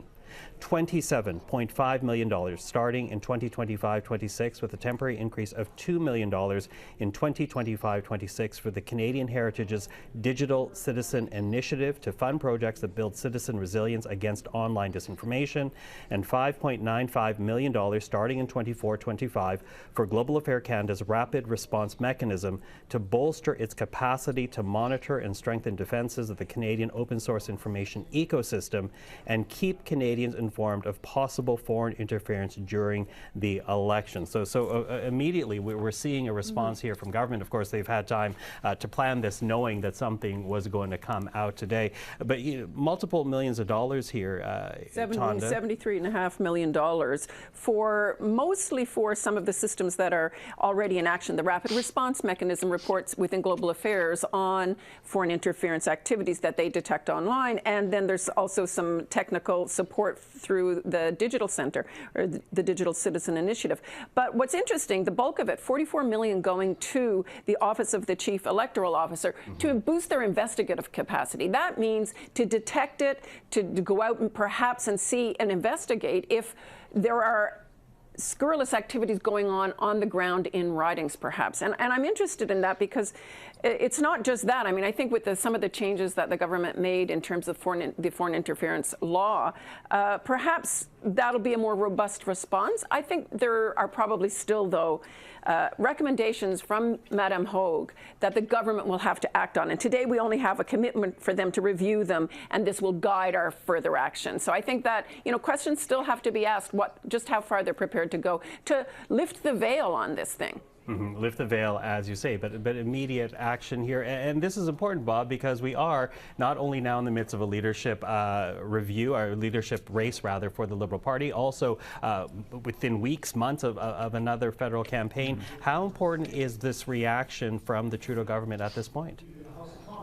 Oh, it's very important, and we need to see some more action. All the other recommendations dealing with disinformation and AI and all of that stuff that's being used that we expect will become pretty predominant during a general election campaign. We now know, thanks to this public inquiry, the extent of how states use disinformation campaigns to elect or defeat people that they don't like, or elect somebody they think might be friendlier to them. And, this is something we never got from the report from former Governor General David Johnston, and that's why I really do believe that judicial and public inquiries are always the best way to go when you have serious issues confronting the country and looking for solutions. I mean, we saw 150 witnesses, 35 days of testimony. The highest bureaucrats in the country, our spy agencies, the Prime Minister, all of these people testifying about how they dealt with and the shortcomings of dealing with foreign interference. That would not have happened if we did not have a public inquiry headed by a judge. And, I say to her, hats off to her for doing a really excellent job here. Yeah, well, let's pick up on that. Sorry, JD, go ahead. I would add to what Bob is saying. I think this was like, as I said, a very healthy exercise, and I would argue that maybe it should be done on a regular basis, maybe every 7 years, to look at whether our institutions are resilient enough and our laws are adapted to a continuing, evolving threat, which is foreign interference, as Justice Marie-Josée Hogue put it in her report. So it should be like we review election acts every time there's an election on a regular basis. I think maybe this should be done, an exercise that should be done on a regular basis. Maybe not every 5 years, but at least on a regular basis. A regular basis, as you say. I've got about 5 minutes. All right. There you go, Mr. Grizzly. So you notice when they announced that, in particular, the $44 million starting in 2025-2026 and $9.8 million ongoing for the Office of the Chief Electoral Officer to ensure a sophisticated investigation capacity to protect against persistent threats to the electoral process, such as foreign interference and disinformation. You saw both of their heads go, Yes, Oh, yes, yeah, that's good. This is some good news. This is a good news day. Right? So you have those three things. And those three things I want to bring to your attention, right?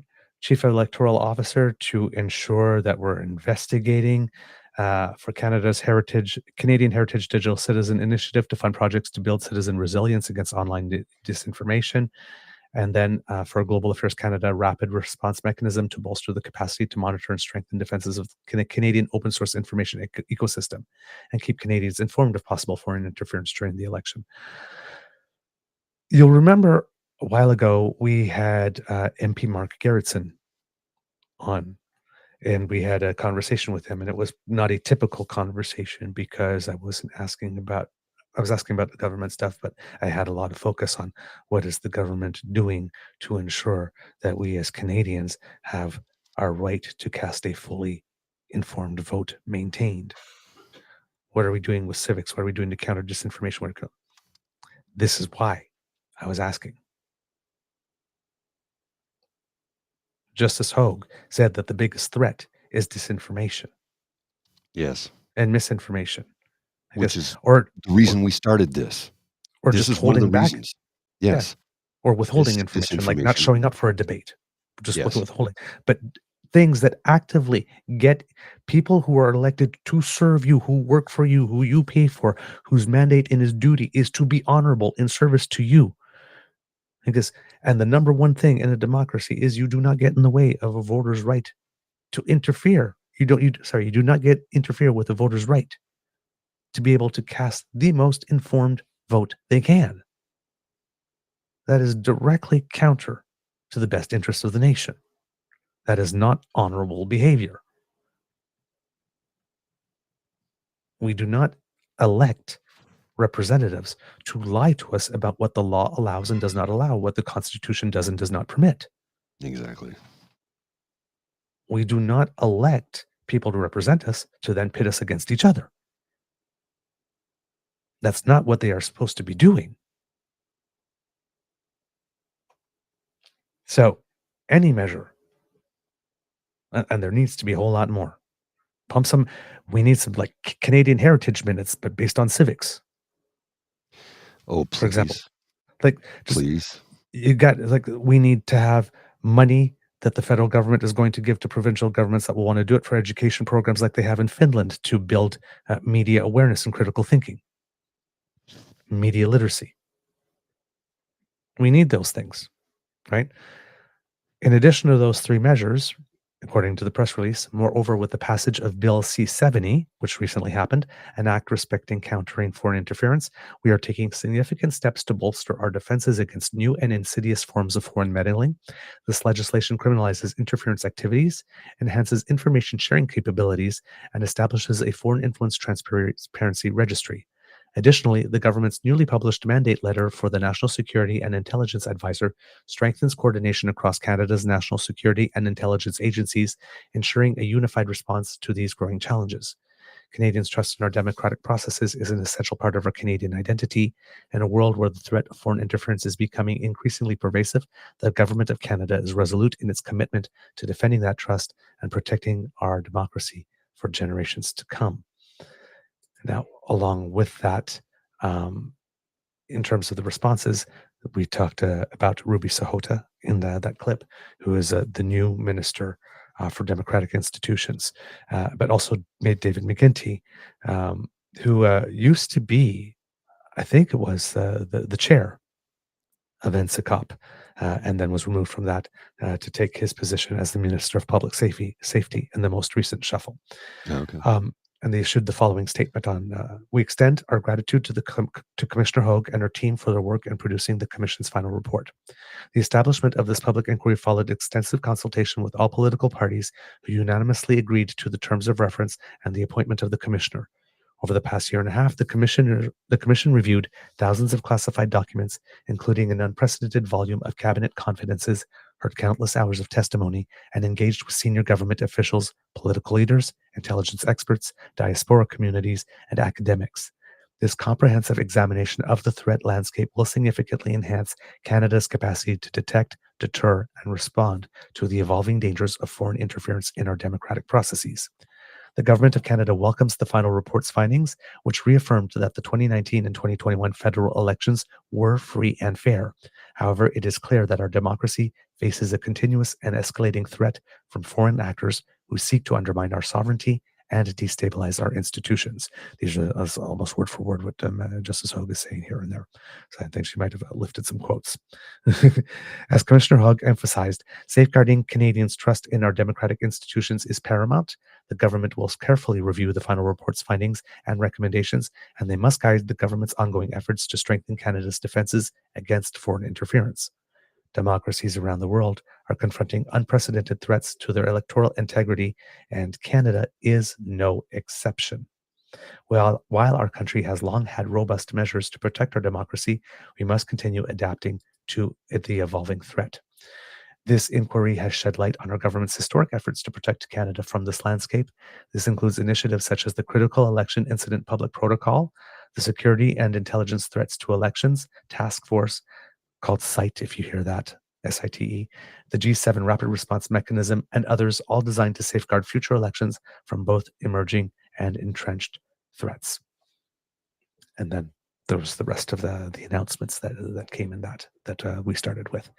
So that is the official, not response of the government to what they are going to do with this, even though there are some things, but the acknowledgement that they're receiving the report. There will probably be more from the government in days to come, especially if they're looking at the recommendations and they're saying, okay, of these 21, these ones require legislation.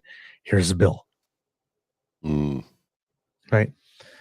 Now, when it comes to the other leaders, Yves-François Blanchet, pretty much, yeah, I don't care. Yeah. Now, he has the luxury of that in the sense Yes. that his party is nowhere named in the report. They were not a target. They were not involved in any way. They have no interest. So he can take a not my circus, not my monkeys. Right. I don't think it's particularly wise, because anything foreign interference that can affect Canada, let's say there was a nation out there that wanted to influence in a certain way to get something in Quebec and wanted to sow that division among us. So even though Quebec is no member of the BQ specifically was a target in any way, shape, or form, or was part of it, that doesn't mean that the province of Quebec and the interests of Quebec can't be invested by somebody else being successful doing something somewhere else in Canada. Right? So I'm surprised that Monsieur Blanchette is so hands-off, but it might be a gamble with given that Justice Hogue said that it's like nowhere near pervasive and it's nowhere near the norm and it's still like extraordinary when it happens and marginal and all that kind of stuff. Maybe if the threat was bigger, he would have a different stance. The federal government, of course, the typical one, right? We received the recommendations. Thank you for the report. We'll look at them, we'll get back. Interestingly, not a we are going to implement all the recommendations right away. Sometimes you get that. That was not the case in this one. That could have something to do just with the timelines that they have. Some of them are going to require more time than until the next election. So they cannot actually implement them. So they can't, saying that they would commit to do it would pretty much be an empty statement. But whether or not they're going to comb through them and look at the stuff that can be done now and then present some type of legislative package, maybe couple the election stuff into it so that we could have the extended voting, put it all in one bill, like the NDP wanted to sweeten the pot. Try it again, pass it quickly. Bills can pass quickly if they needed to. So there's that. Jagmeet Singh had his response yesterday, and we're getting a little long here, so I won't show it today, but we will go into it. But it is typically unclear. Now, he seems to be indicating that he is open to working with the government, not taking down the government at the first available opportunity now that things have changed. Called it, by the way. But won't go as far as saying it. So he's sort of like, well, if there's something that we'll look at it, but the government hasn't presented us with the package yet and stuff like that, so there's nothing to respond to now. It's almost like Pierre was like this, well, it's like the dental program doesn't exist yet. It's like, well, yes, because you just approved it. Can you give time for some dentists to sign on and for the insurance company to like set its computer system up and then for people to actually register before you say it hasn't helped anyone? Maybe. So we just got the report. It's like, if the government already had a bill prepared, it wouldn't be based on the report, Mr. Singh. Now, Mr. Singh is calling for an all sort of meeting, party meeting like happened at the time of COVID. Now, Mr. Singh is also mixing tariff response into this as well, right? The government is looking at a multi-million-dollar package to help individuals and corporations in case tariffs come through. I think it was you, Mr. Grizzly, that mentioned yesterday that they're looking like a CERB type thing, maybe, to get people through this particular period. I have a thing here I'm going to put on the screen. Yeah. Just bear with me for a sec while I locate it. There is a program being prepared. This is direct from the PMO. Prime Minister Justin Trudeau has said the federal government will be there to help affected workers and businesses get through the economic fallout of Trump's threatened trade war. To that end, Ottawa is preparing a multi-billion-dollar aid package to shore up the economy, if necessary, government sources told CBC News. The government hasn't settled on just how much financial support could be made available, given there are still many uncertainties, the sources said. And what would Pierre Poilievre do if he was in power? I'm wondering, what would he have done? Would he have just... Those are government social programs. We don't believe in those. We'll just give you a tax cut. Yep, that's all you need. Tax cuts fix everything. How's a tax cut going to help me when I don't have any income? Shh, no thinking required. Tax cuts fix everything. Shh, shh, shh, shh. No, sorry. Well, they do for the wealthy. Less this, more this. Shh, shh, shh, shh. No tax cuts. Shh, shh. Tax cuts fix everything. Shh, don't ask too many questions. Shh. In breaking news, the Atlantic Ocean has been renamed England's Pond. England renames the Atlantic Ocean England's Pond. Oh, delightful. Percival will be quite happy with that. Next, they will be insisting that we speak English.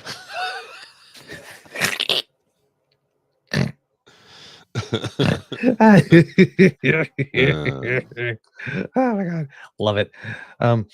So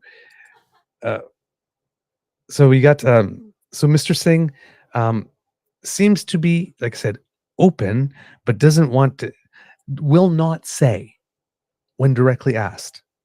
Yes, but in order for this to happen, sir, you have to commit in advance to not taking down the government at the first opportunity, because this could be, say, oh yes, we'd be willing to help, call back the parliament, bait and switch, boom, take the government down, right? Are you willing to offer the Canadian public assurances that you will be a cooperative partner, because you've tended to be a little bit of a punk in this relationship? We've noticed over the last 2 years that your word doesn't mean much. So would you commit? And he will not commit. Now, in this press conference, he's also saying things like, well, if Parliament had been open all this time, we could have been dealing with this. It's like, that's bullshit, you dumbass, because you said so many times that you're going to take down the government at the first opportunity. Yeah. And you were collaborating with the Conservatives. You were in cahoots with the Conservatives and making sure that nothing was passing. So that's what I mean. Jagmeet Singh can't stand in front of a camera today and say, well, gee, if only Parliament had been working all along, we would be able to pass these measures, when there was no measures being passed in Parliament while you were there and you were threatening to take down the government. It's like, well, they're relying on us being stupid and having no memory. Right. And being unable to use a computer to look up things on the interwebs. Yes. So Pierre is definitely going to be unhelpful, because he's not going to get a security clearance. He definitely wants the government to come down. The Bloc has no F's to give, particularly since Jagmeet Singh is in a corner anyway. So they get, if they're first out of the gate saying, we're not going to help, it puts all the pressure on Mr. Singh. And Mr. Singh will not tell Canadians, NDP voters, if you're listening right now, if you are nervous, if you're stressed, if you want some clarity, some anxiety, you have some anxiety, you want it relieved, like this, do not look to the leader of the NDP to do that for you, because the statesman thing to do yesterday would have been to say, I said this, but Justice Hogue said that these are things that need to be done before the next election. I definitely called for this inquiry. I'm telling you, I pushed for it. The Liberals didn't want it, but we pushed for it, and then we got it. Well, now you got the inquiry, and now you got the recommendations. Yeah. And we have an election coming up. Would you allow Parliament to function like a normal body and institution that we're not supposed to be trying to take down and destroy, as Justice Hogue said, particularly with disinformation or misinformation? Sir, the camera's also snapped to you on that one. Would you give Canadians clarity and peace of mind by letting them know that, yes, this is so important that we will definitely take our partisan thing and to put it aside for a couple of weeks or whatever, so that we can get measures for Canadians in case of terrorist hits and to secure our elections? I have to go. That's an easy thing to say. Yeah, you can that's an easy thing to if say. You want. If you want to continue on, by all means go. So I got to take the dog out. She's freaking right now. I can hear her whining and crying right behind me. So I do have to go. Okay. I'll see you all later, and right. Have a good one. So, Mr. Singh is opening the door. Now, I don't know if this is a cautious thing. He just wants to open the door a little bit, not go all the way, so he doesn't have everybody say, oh, you flip-flopped or whatnot. But if you're not going to flip-flop for national security, and if you're not going to flip-flop to keep people whole when a country south of us is threatening, not economic ruin, but definitely economic pain, then what's your use as an elected official? What purpose do you serve? So, but he couldn't give clarity. He's still playing that, oh, maybe not game. Justin is terrible, but maybe we'll. Just give us some peace of mind, sir. Just give us some peace of mind. It's an easy line to say these things are just too important. They're vital. They're foundational. So yes, for these, we can make an exception, and we are very sure that our membership and that Canadians would understand. That fair-minded, reasonable Canadians would understand why we're doing this. This is not a flip-flop. This is adapting to new information, and information that is critical. That's it. Doesn't have to be more than that. And again, you can take the statesman mantle and then run on that, but he just cannot seem to do that. Jagmeet Singh is that guy in that proverbial joke who's in the water, who lets the cruise ship go by, lets the motor go by, lets the rowboat go by. But he also lets the raft and the dinghy and the flotation device go by as well. And the door. Ugh. It's like, I understand you need to differentiate yourself from the Liberals. But if this is a Team Canada thing, there are times we're being very clear. Yes, I stand with the nation and I will do what I need to do. Even if that means reversing myself on something I said before.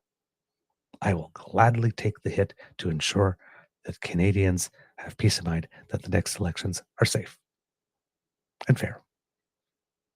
That's not a stretch. There's nothing to be lost in terms of political capital for doing that. I just don't know why he can't do it. By doing it this way, he doesn't get the gain. He doesn't get the win from saying, yes, he will definitely do it. And he doesn't get, it's just this mushy middle thing again, where he doesn't take a position. And I understand it's this whole tough thing. Well, it's up to the government to present a package and bring us all together. And like, he's proposing the entire process, right? Like we did for COVID, bring everybody together. So he knows what he wants. He knows how he wants it done. He's suggesting how it should be done, but he's not saying, if it's done, then you got me.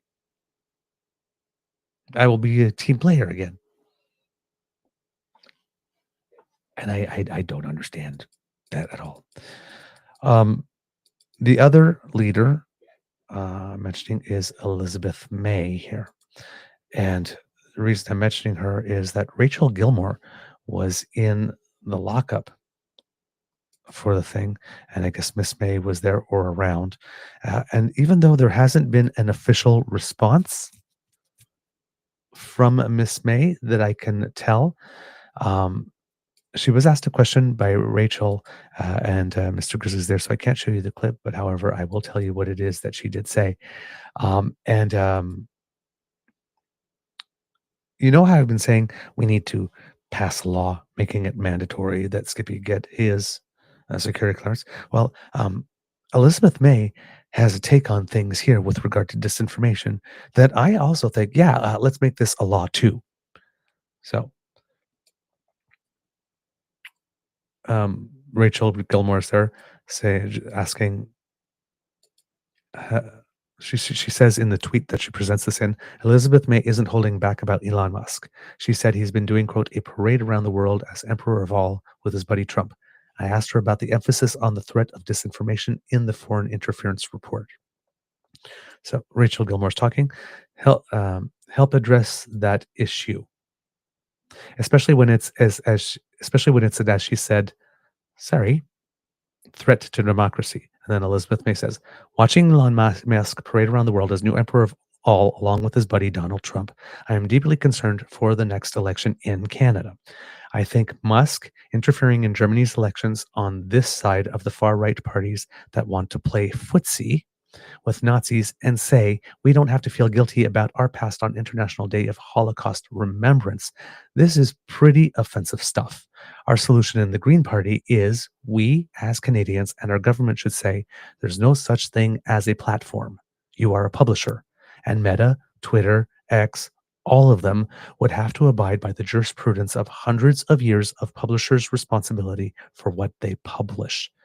An anonymous rule-free world in which social media operates could end simply, quickly.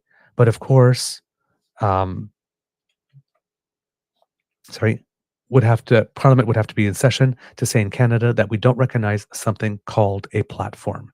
You've invented this term for yourselves so that you can, as profiteering national corporations, interfere in our lives and harvest our lives to make money for yourself, threatening our democracy, threatening our journalism. So you are publishers, and we are not going to censor what you publish, but if someone wants to sue you, you will be responsible for the words you published, regardless of whether it comes from a foreign bot or a Canadian citizen. The publisher is responsible for what they publish, and that would really clean up the sewer of social media. I am down. Let's fucking go. Do it. Pass a law. There's no such thing as a platform. You're publishers. Let's do it now. I'm good with it. Sign me up. So there's a lot of things that could go in a bill such as that. And under a new Liberal leader, which would be the case when such a bill is tabled, especially if the government is the one that decides to go first to table it, that, and I mean, let's put it this way. If Pierre Poilievre is not going to respond to a recommendation by the actual justice of the inquirer he so screamed for, that he should get a security clearance, then what are the odds that he's going to be in favor of this bill to protect our democracy? And that will certainly put him in an interesting pickle prior to an election call that he claims he wants, as his numbers are tanking, as there's someone waiting in the wings, one or two someones, depending on who's chosen, who have tons of international experience and can speak about this like an adult in the room, rather than just stringing bits of phrases together to make it sound like you're talking about a topic and you know what you're talking about. Time is not Skippy's friend. And now you have the justice, and you have the dean of the Canadian Political Press Corps, all saying he should get it. You have everybody, former national security, former directors of CISA, saying there is no reason whatsoever not to get this other than wanting to run your mouth.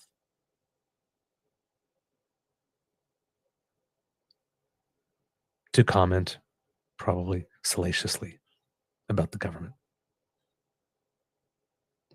There is no good reason for him to not get it.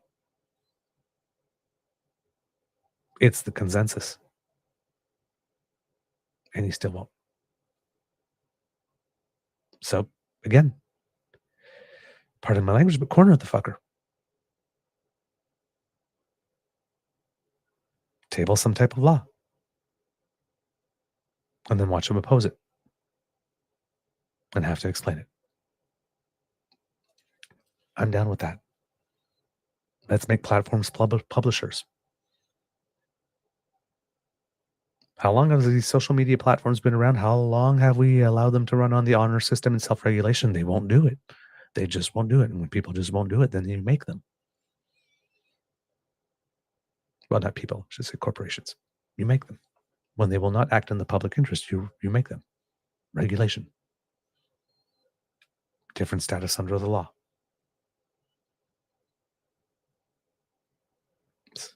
Miss May's got a point here.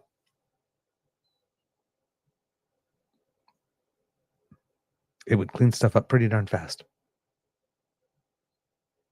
Much like when the whole online porn industry was required to have programs for like non-violent material and things that didn't get to kids, and now, security verifications and stuff like that. They had been given enough time. They didn't do it. on their own. Wasn't in their financial interest. So regulation had to come down. Same thing here. We have to do something. We have to do something. And as the justice said, disinformation is the most pervasive, it's the most dangerous threat, and it's the one with which we have the most limited means to respond. Treat them like publishers is a means that we have, and that would work very well. So I'm very, very interested in seeing what is going to be tabled. I do not foresee that the Liberals are going to pass on the opportunity to table some type of bill soon after March 9th. If not table, because they won't be able to table in the House, but actually like talk about it out loud and say, hey, we have the outlines of a bill, and start talking about the elements that will be in it and that type of stuff. Remember, once the Parliament's not supposed to reconvene, I believe, until March 29th, but the vote will be March 9th. So whoever the new leader is will have some time in between there to pick a cabinet and choose a couple of policies, write a throne speech, maybe have those meetings that Mr. Singh said, talked about with all the leaders of the other parties, if the prime minister doesn't have them beforehand, to start building the basis, which he can hand on to the new leader, who will adapt it as they wish, but start the groundwork of getting it done. So there's a lot of things that'll be able to come out of this, and lots of opportunities. But at the moment, it looks like we have a conservative government and a conservative leader who's following the same playbook that he did when the prime minister announced that he was going to step aside, and when then President-elect Donald Trump was starting to muse aloud about annexation via economic force. He goes into hiding. He has no response. He's nowhere to be found on a critical day. Yes, and judging by the fact that he is not taking the justice's recommendation, once again showing us that he cannot pivot, and that he has one political strategy and has not been able to change it. He's nails in the floorboard. As the world is changing, the world is passing him by, the moment is passing him by, but he's got nothing else in his toolbox. He's got nothing else in his bag of tricks. It's still carbon tax. It's still everything is Justin Trudeau. It's still, I will not get my security clearance because Justin's trying to gag me. No pivot. No plan B.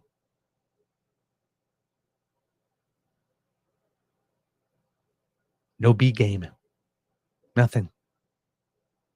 This is very concerning. This is extremely concerning.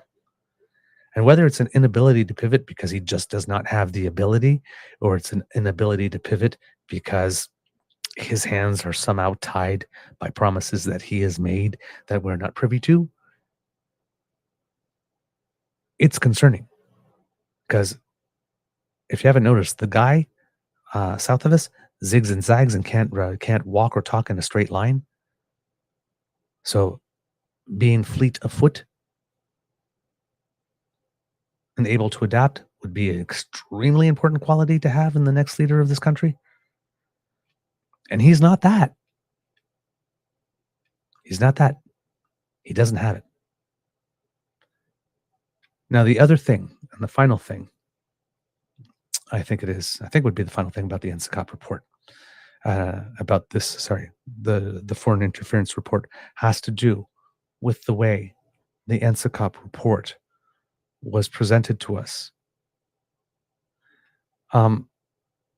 Justice Hogue seemed to very, very seriously question the competence of parliamentarians on NSICOP to understand the material they see, as well as to distinguish that which is important for national security versus that which is potentially politically salacious. That report, for a while, was all that we had, and it very much created the impression that there were traitors among us.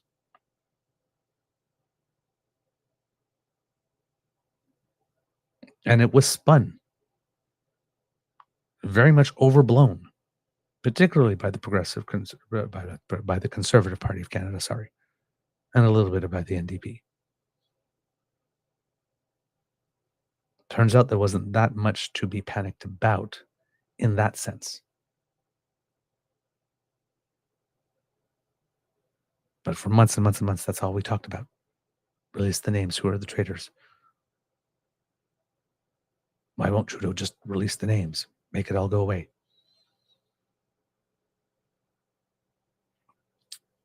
But it seems that was a report written by the members of NSICOP, who did have access to some of that, to that information. So either this information was shared with them and they didn't pull from that information that which was actually vitally important for national security. Either they're in there because they're politicians and they're thinking about politicians. Oh, okay, well, what can damage us politically? And they focused on that. So if they're talking about what can damage politicians politically, well, it's the fact that some of them may have been engaged, right? And not the overall impact on national security. So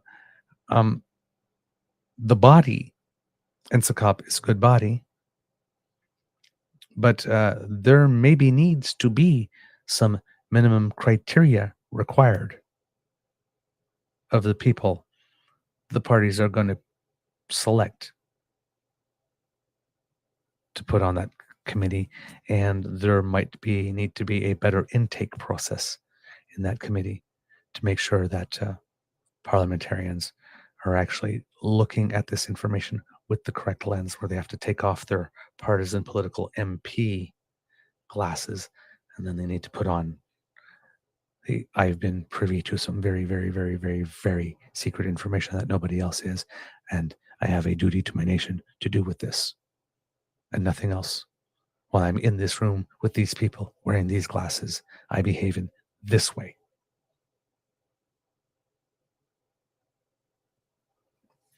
So it is concerning that the people now they did get David McGuinty did make a point that they did get things right in that there was no huge threat and that the two elections were fine and all that kind of stuff. Yes. But how they interpreted the intelligence that they received, and remember, not intelligence is actually evidence, really created a situation where, I guess, like I said, the best way we can call it is that there was some type of moral panic. And we were not trusting each other. And it's like, that's not okay. We can't have that. Right? When these types of situations come up, even though there's some people that do want to panic, that's when we need to stop, breathe, and slow everything down so we can think with clarity. So the panic does not help. All right. And I believe that would be everything I had for it.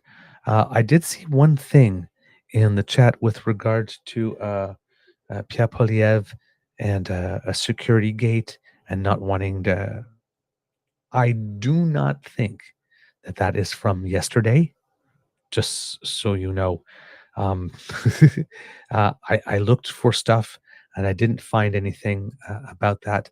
I did, however, find an article that was a flashback to 2010 when Pierre Poilievre did have an incident of that kind.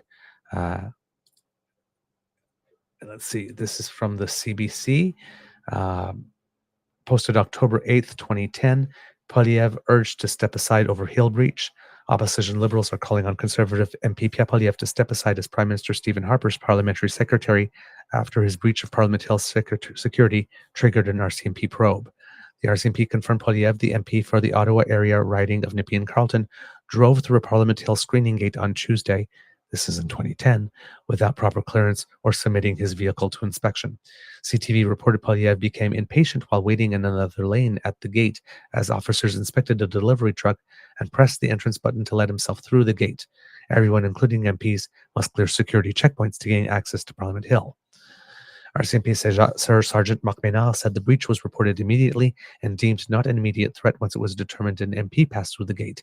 He said the RCMP accepted Poilievre's apology on Thursday and is continuing to work with all MPs and parliamentary staff to, quote, increase awareness levels about security on the Hill. The Conservatives have tried to downplay the incident, but Liberal MP Todd Russell said Poilièvre was flouting his safeguards. Quote, flouting the safeguards meant to protect the thousands of people who visit and work on Parliament Hill each day. The member pretends to be tough on crime, Russell said during Friday's question period in the House of Commons. Quote, why does he think the law applies to all Canadians except him? In his response, House Leader John Baird urged parliamentarians to focus on making Canadians safer and getting tougher on criminals and terrorism. Quote, let's focus on the people of Canada's priorities and not these trivial matters, Baird said. Considering the Hill attacks, which I'm not sure happened after or before this, I'm going to guess happened after this. Let's focus on the people of Canada, not let these trivial matters. Someone breaching security on the Hill is not a trivial matter. An MP thinking that the rules don't apply to him is not a trivial matter. And that was in 2010. We're in 2025 now. That thing I keep on saying about Pierre, he has not evolved one bit in 20 years in Parliament. He is the same person. He had total disregard for matters of national security and the safety of others back in 2010 because he got impatient with waiting. And in 2025, he's taking positions that put at risk the national security of Canada and Canadians because he's impatient and too tired of waiting. It's time for an election. He's the same person. Zero evolution. That's hard to do. He's not a leader. He's not competent. He's not putting you first. And he does not have the stuff. He just doesn't. He is not it. And he's proven it again and again and again. All right, kids and cubs. There's a lot more going on in the news. Doug Ford is, went to the Governor General and dissolved Parliament, and there will be an election. He's got some goodies for us and things that he was not able to do over the last 4 years that suddenly he's able to do now. So he picked the shortest election period possible, it seems.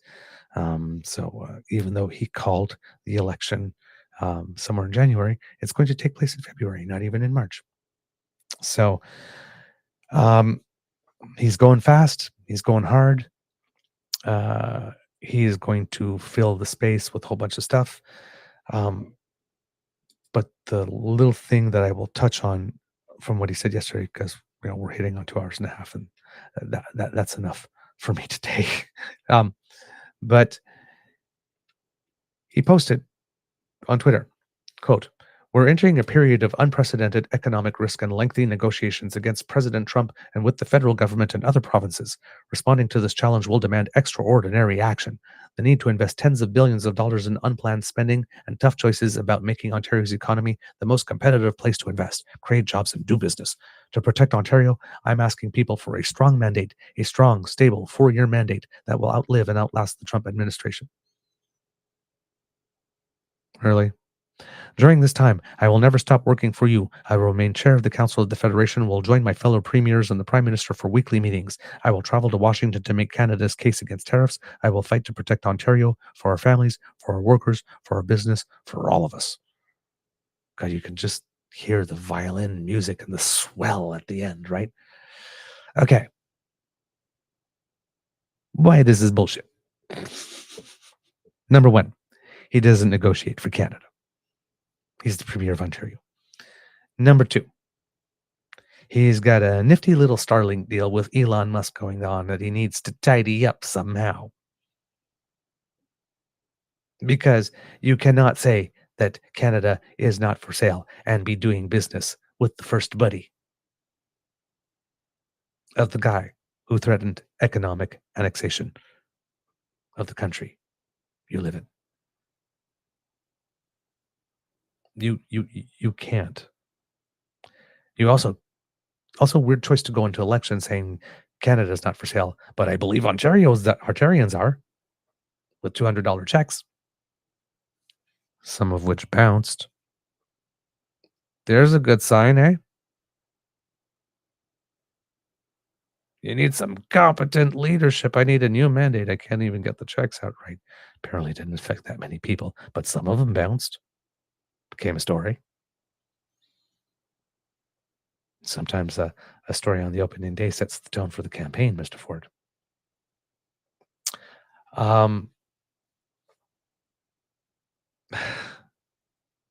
He wants a mandate now. He says that will outlive and outlast the Trump administration. Okay, so yeah, if he gets elected on the 27th and he's there for 4 years, and then the Trump administration, well, and sometime November, yeah, it outlasts the Trump administration, assuming he goes, by a couple of months. I need to be the premier of Ontario the entire time Trump is there. That's why I need the mandate now. To make sure I'm there for the whole 4 years that he's there. That's why it's important. You got a year and 6 months or however months, the number of months left to go on this one. And if you're doing such a good job, you will get the mandate to continue. But you need to secure all of it now. Sure. This is about us. Sure. Okay. There's a whole problem with that, Doug Ford. You're a terrible negotiator. If your case is that we need you to be there to negotiate for us and to invest tens of billions of dollars in unplanned spending and tough choices about making Ontario's economy the most competitive place to invest, create jobs, and do business, well, we've seen you invest tens of billions of dollars. You didn't do a good job of it. Ontario Science Centre, Service Ontario, the LCBO, we talked about it yesterday, $612 extra million to get out of a contract for no particular reason other than you want it to go now. That spa, erasing the $1 billion 407 mess. Again, Starlink with the guy, funding the guy who wants to annex us economically. You're a terrible negotiator. Like, you supremely suck at it.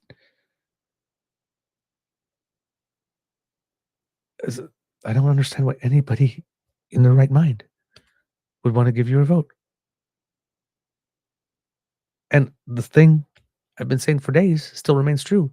You said Team Canada needed to put everything else second. But here you are, putting yourself first. On the eve of the big game, coach quits and decides he's going to enter contract negotiations.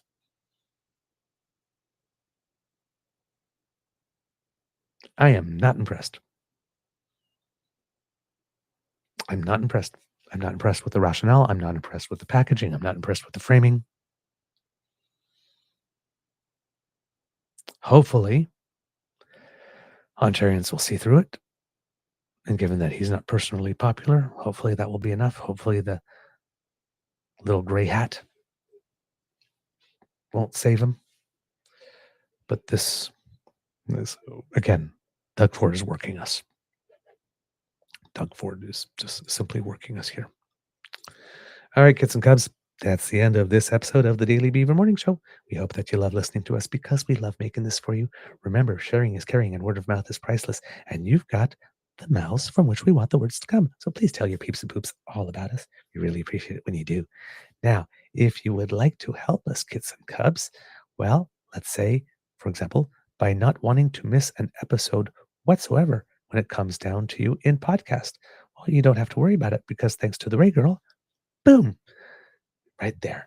She sponsors our pod page. So if you're watching and you scan that QR code, that'll bring you to our pod page. And if you're listening, that's podpage.com/TheTrueNorthEagerBeaver with a hyphen between each one of those words.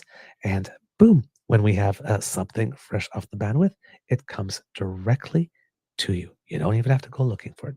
Isn't it great? Because we like to help. Now, if you would like to help us in other ways, well, there are some ways to do that. And one of them is a way that is very recommended to you by our friend Kit Elaine, who always reminds the good people here in the chat, the best damn fam in all of podcasting, that if you smash the button early, you don't have to remember to do it before you leave. So if you haven't smashed yet and you'd like to get down to it, well, hey, True North Eager Beaver Media Incorporated YouTube page. You go down there, and we have not one, but we have not two, but three buttons for you to smash with. Like, share, subscribe, click them. It helps us with the algorithm. Makes us happy too. So, give your beaver, your favorite beaver, a little joy. Click my buttons. All right. And if you would like to help us in yet another way, Kits and Cubs, and let's say that way would be financial. For example, right there appearing is a QR code that will bring you to the Beaver Lodge Emergency Hydration Fund, where I basically, this is not true, but I'm saying it because Mr. Grizzly's not here. I basically take all the hot chocolate that you buy for me and put it in this big pool and then swim laps in it. Because I'm decadent.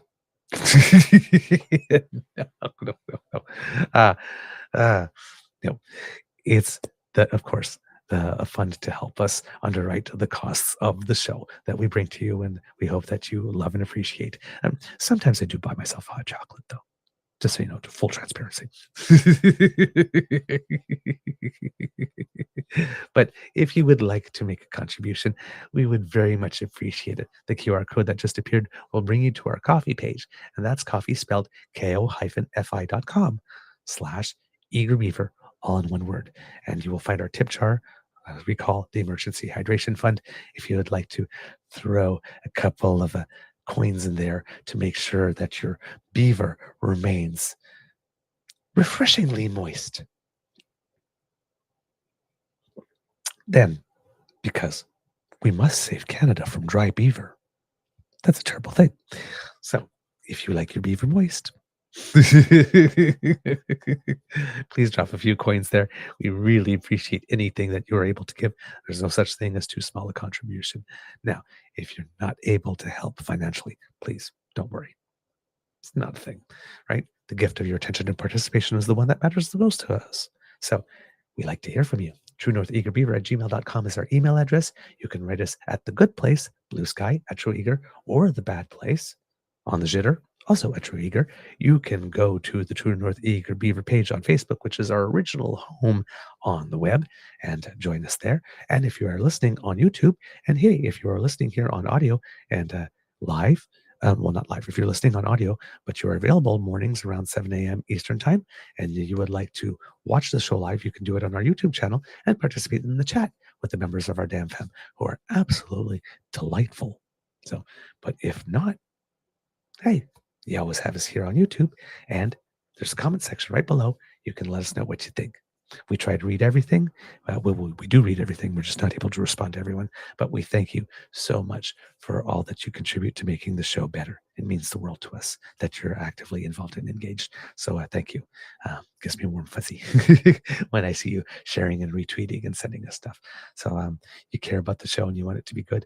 And that means a lot to me. So thank you for being my partners in bringing this to you. All right, because democracy is something that you do, kids and cubs. Remember, there's a Quebec Liberal leadership race. There's a federal Liberal leadership race. For the Quebec one, you can still register. For the federal one, registrations are open. But if you are registered, candidates will soon be reaching out to try to talk to you and send you their information. Please pay attention and make a judicious choice. The one that is best for you and those that you love, and the one that you think will give Canadians the best option, the best quality person for whom to vote. All right.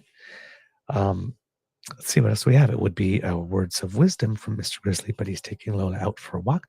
So my words of wisdom would be, kids and cubs, today to how would I put it? Maybe if we can, to try and take a moment. And what I'm saying is when there's something that's coming out from the universe, either from social medias or on the news or even just in our daily interactions, where it seems like something's coming for us, right? Just, somebody's trying to needle you or, provoke you or whatnot. Just a deep breath, a nice, good one, right? And stop to think, do I need to react to this?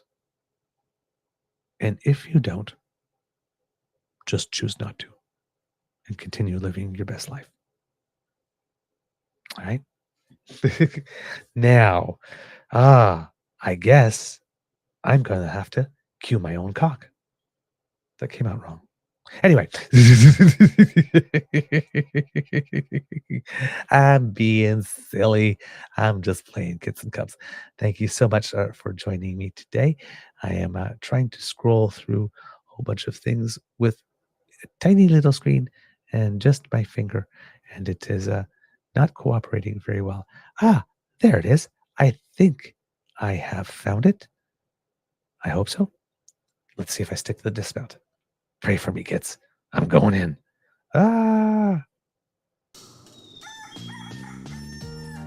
You are listening to a True North Eager Beaver Media Incorporated podcast. The True North Eager Beaver podcasts are proudly brought to you by our founding sponsors, the Misfit Mysteries from Corvid Moon Publishing, your source for science fiction, fantasy, and cozy mysteries featuring a broad diversity of characters. CanadianTarot.com, their uniquely Canadian online eclectic tarot community, and the Peppermaster, hot pepper sauces made from farm-fresh ingredients to thrill your taste buds and expand your mind. We are grateful to the Crier Media Network for its support, Pete Jarvis for our artwork, and Paul Joseph Something for our opening and closing sequence music.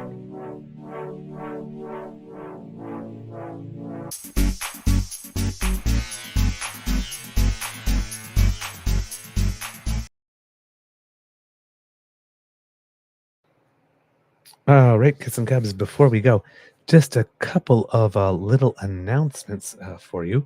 As I was signing off, the Bank of Canada has announced that it has cut its key rate by 0.25%. So we will have news for you tomorrow. But again, a drop in interest rates in Canada. So that is good. I will take a quick look to see if the U.S. Federal Reserve that was supposed to announce has also announced today. Nope, no news from them again, but they're expected to stand pat.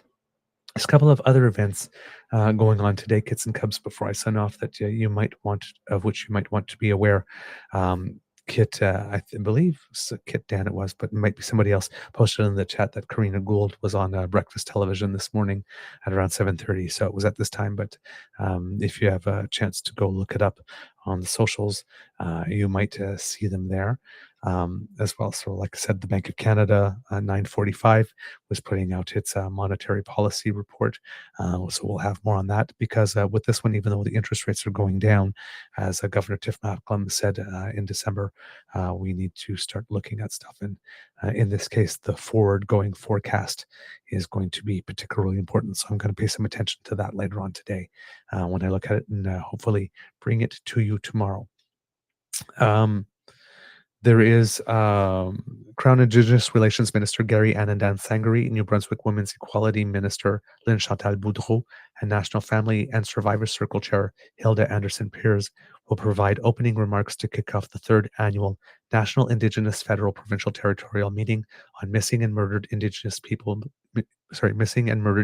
women, girls, and to us LGBTQI plus people, and that starts at 11 a.m. Elsewhere in the capital, Emergency Preparedness Minister Harjit Sajjan, who has announced that he will not be running on the next election, I believe, will hit the stage at the Ready Conference, an annual event hosted by the Canadian Red Cross that brings together emergency management partners and critical stakeholders from across Canada for discussions on strengthening Canada's readiness to emergencies. And that's already underway. And then let's see, what else do we have here?